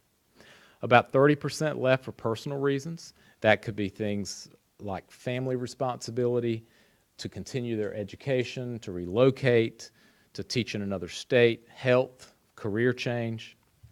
Approximately 1% are considered initiated by the LEA. That means they could have been dismissed, non-renewed, or they did not maintain their licensure. And then about 16% are in the beyond the control of the LEA category, which means that there was a reduction in force, which that did not occur. Retirees, unfortunately, if we had any who are deceased, or their contract ended. For example, participate teachers, as I mentioned earlier. And then approximately 14% are coded as other reasons, which means the employee did not state the reason for resigning. When comparing the reasons teachers left to past years, you can see that for 3 of the 5 areas, the first 3, there doesn't appear to be any significant differences. And the last 2, if you look at the years, sometimes they seem to flip-flop. In summary, there are a few things that we feel are important to note. Our attrition rate is less than the state and all neighboring counties. And in fact, when we looked at counties of a similar size, and Ms. Edmondson put this report together, so thank you, Ms. Edmondson, but when we also looked at LEAs of a similar size, our attrition rate is less than those as well. So while we're extremely pleased with our attrition rate, we would like to see that recruitment rate increase. In other words, we want to recruit more experienced teachers from other LEAs. Therefore, in an effort to retain quality staff and recruit even more experienced teachers, we want to continue to provide incentives and support here in our school system to attract teachers to this area. As you can see from this slide, based on the number of vacancies in the state on the 40th day of school, the top 3 hard-to-fill areas continue to be exceptional children, math, and science. This is the information that we wanted to share with you today, and it is an information item, and we'll be glad to answer any questions that you have. Any questions? How difficult would it be to get the percentage of 25 to 30-year teachers leaving if you could subtract the amount of teachers retiring? Because you said the retirement was included in that percentage, correct? Or did I hear that wrong? In our attrition rate. Yes, sir, that's correct. And I think, and I know Rick Johnston is not here, but 90 to 100 sticks out. I think that's what he typically has each year. Any Again, more questions? Not a question, just a statement. In the budget proposal, if we could offer master's pay, I know we said that, it's kind of broken record, but that's a good way to attract teachers to our district, is to pay them for master's degrees. New ones, I mean, we're still paying the ones who were grandfathered. Yes, ma'am. And not that many are getting new masters, but they're the best and brightest, and they're the ones who've invested in getting a degree, furthering their professional growth. It just makes sense to me that we would invest as an incentive to bring them here. I think what Dr. Smith is very appropriate. If I were a teacher looking for a long-term home, I would look, number one, how it is going to impact my billfold in a positive way and can make more money to support my family. And 2, a school district that embraces culture and climate, meaning that it is a quality place to work where we are supported. I can assure you what we are doing on a daily basis with our one initiative, JOCO 2020. We are encouraging folks and supporting folks and having an appropriate culture and climate. And I think we have to challenge ourselves as well as our county commissioners, continue to work on local supplements and other items like master's pay for those teachers to attract them here, recoup them, whatever the appropriate terminology is, so that we can be the best of both worlds. I would think 100% of the board would agree to that statement. Thank you, Dr. Renfro. Any more questions? Just Ms. Edmondson, thank you for your help in putting this together. It's very thorough and it is appreciated. I stand up here and smile. Ms. Edmondson is a hard worker. Thank you, Mr. Vetrano. Thank you. Ms. Roberts.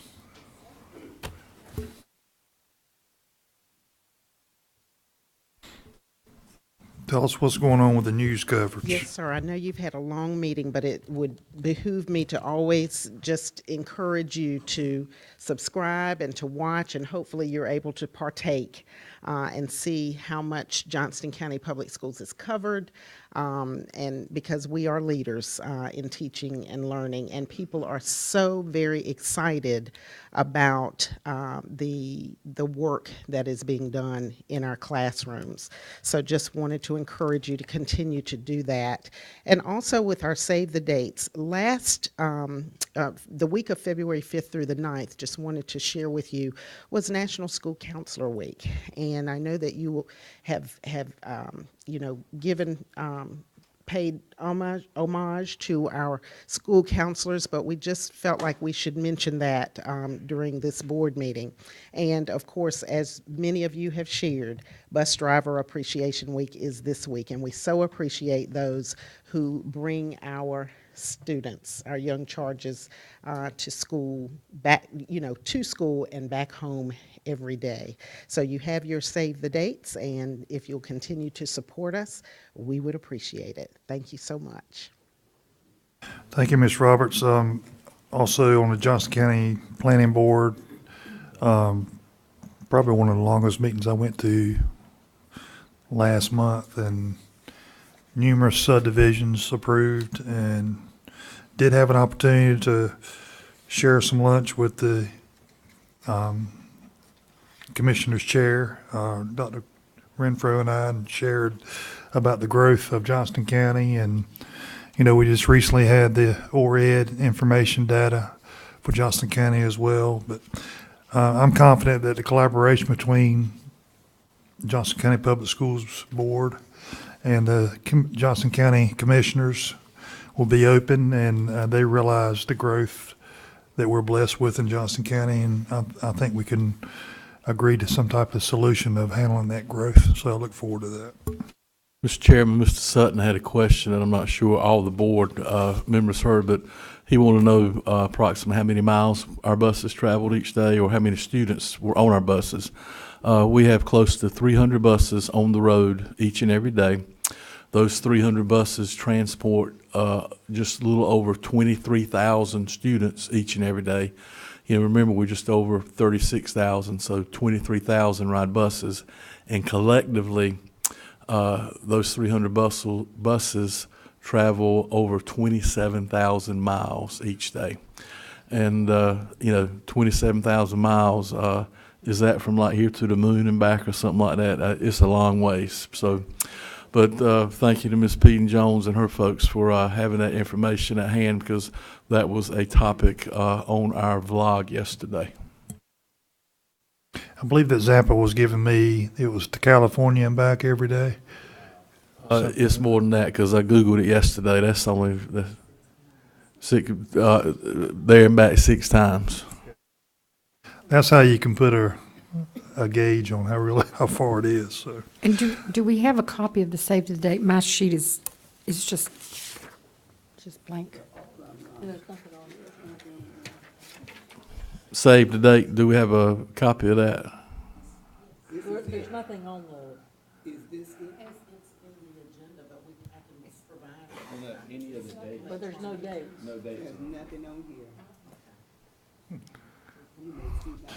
I've never been to the moon, so I'm not sure how far it is to get there and back, so 230. Take it 10 days. Gracious sakes. Due to Ms. Gill being in other opportunities, this has created opportunity for Dr. Renfro. Oh, she's here. Thank you, Ms. Gill, for coming back in. The podium is yours.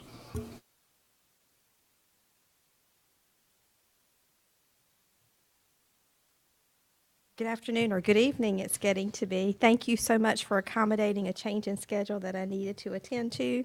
I have 3 items for information this evening, and the first is item 7C1, Policy 6500, School Bus Transportation. Policy 6500 was amended in 2010, but this policy has been amended to incorporate some additional guidelines for our school bus stops. The specific age requirements regarding which students must be accompanied to and from school bus stops, as well as information about parent responsibilities around school bus stops, has been incorporated into the policy. These additions and clarifications will assist our administrators, transportation personnel, parents, and students to understand the expectation and to make sure we have consistency among all of our Johnston County schools. This is presented to you this evening upon the recommendation of the Policy Review Committee and Transportation and presented for information. This is information on it. It'll sit for 30 days. Is that what it does, Ms. McGill? Okay, thank you. Our second item is Board Exhibit 7C2, Policy 5340, Teacher Contracts.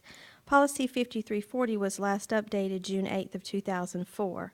The policy has been updated to remove references to No Child Left Behind and to incorporate the recent recommendations regarding teacher contract renewal terms for both our beginning teachers and renewing teachers.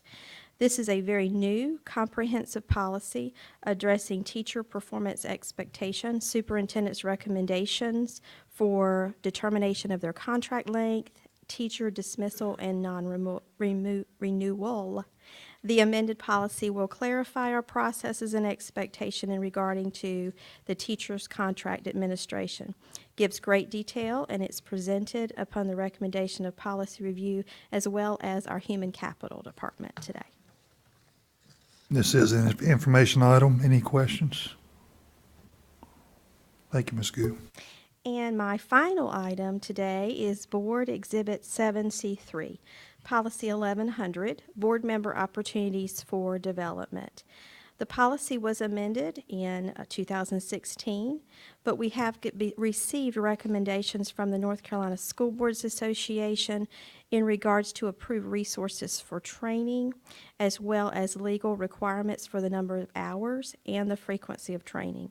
This updated policy will define and clarify the legal requirements for the training of our Johnston County board members, and upon the recommendation of policy review, Policy 1100 is presented for information as well this evening. Any questions? Those are all the items I have, Chairman.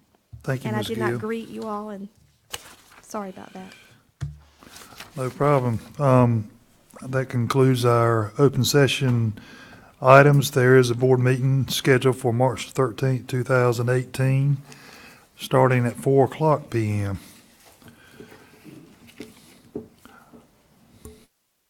I will turn the meeting over to Dr. Renfro.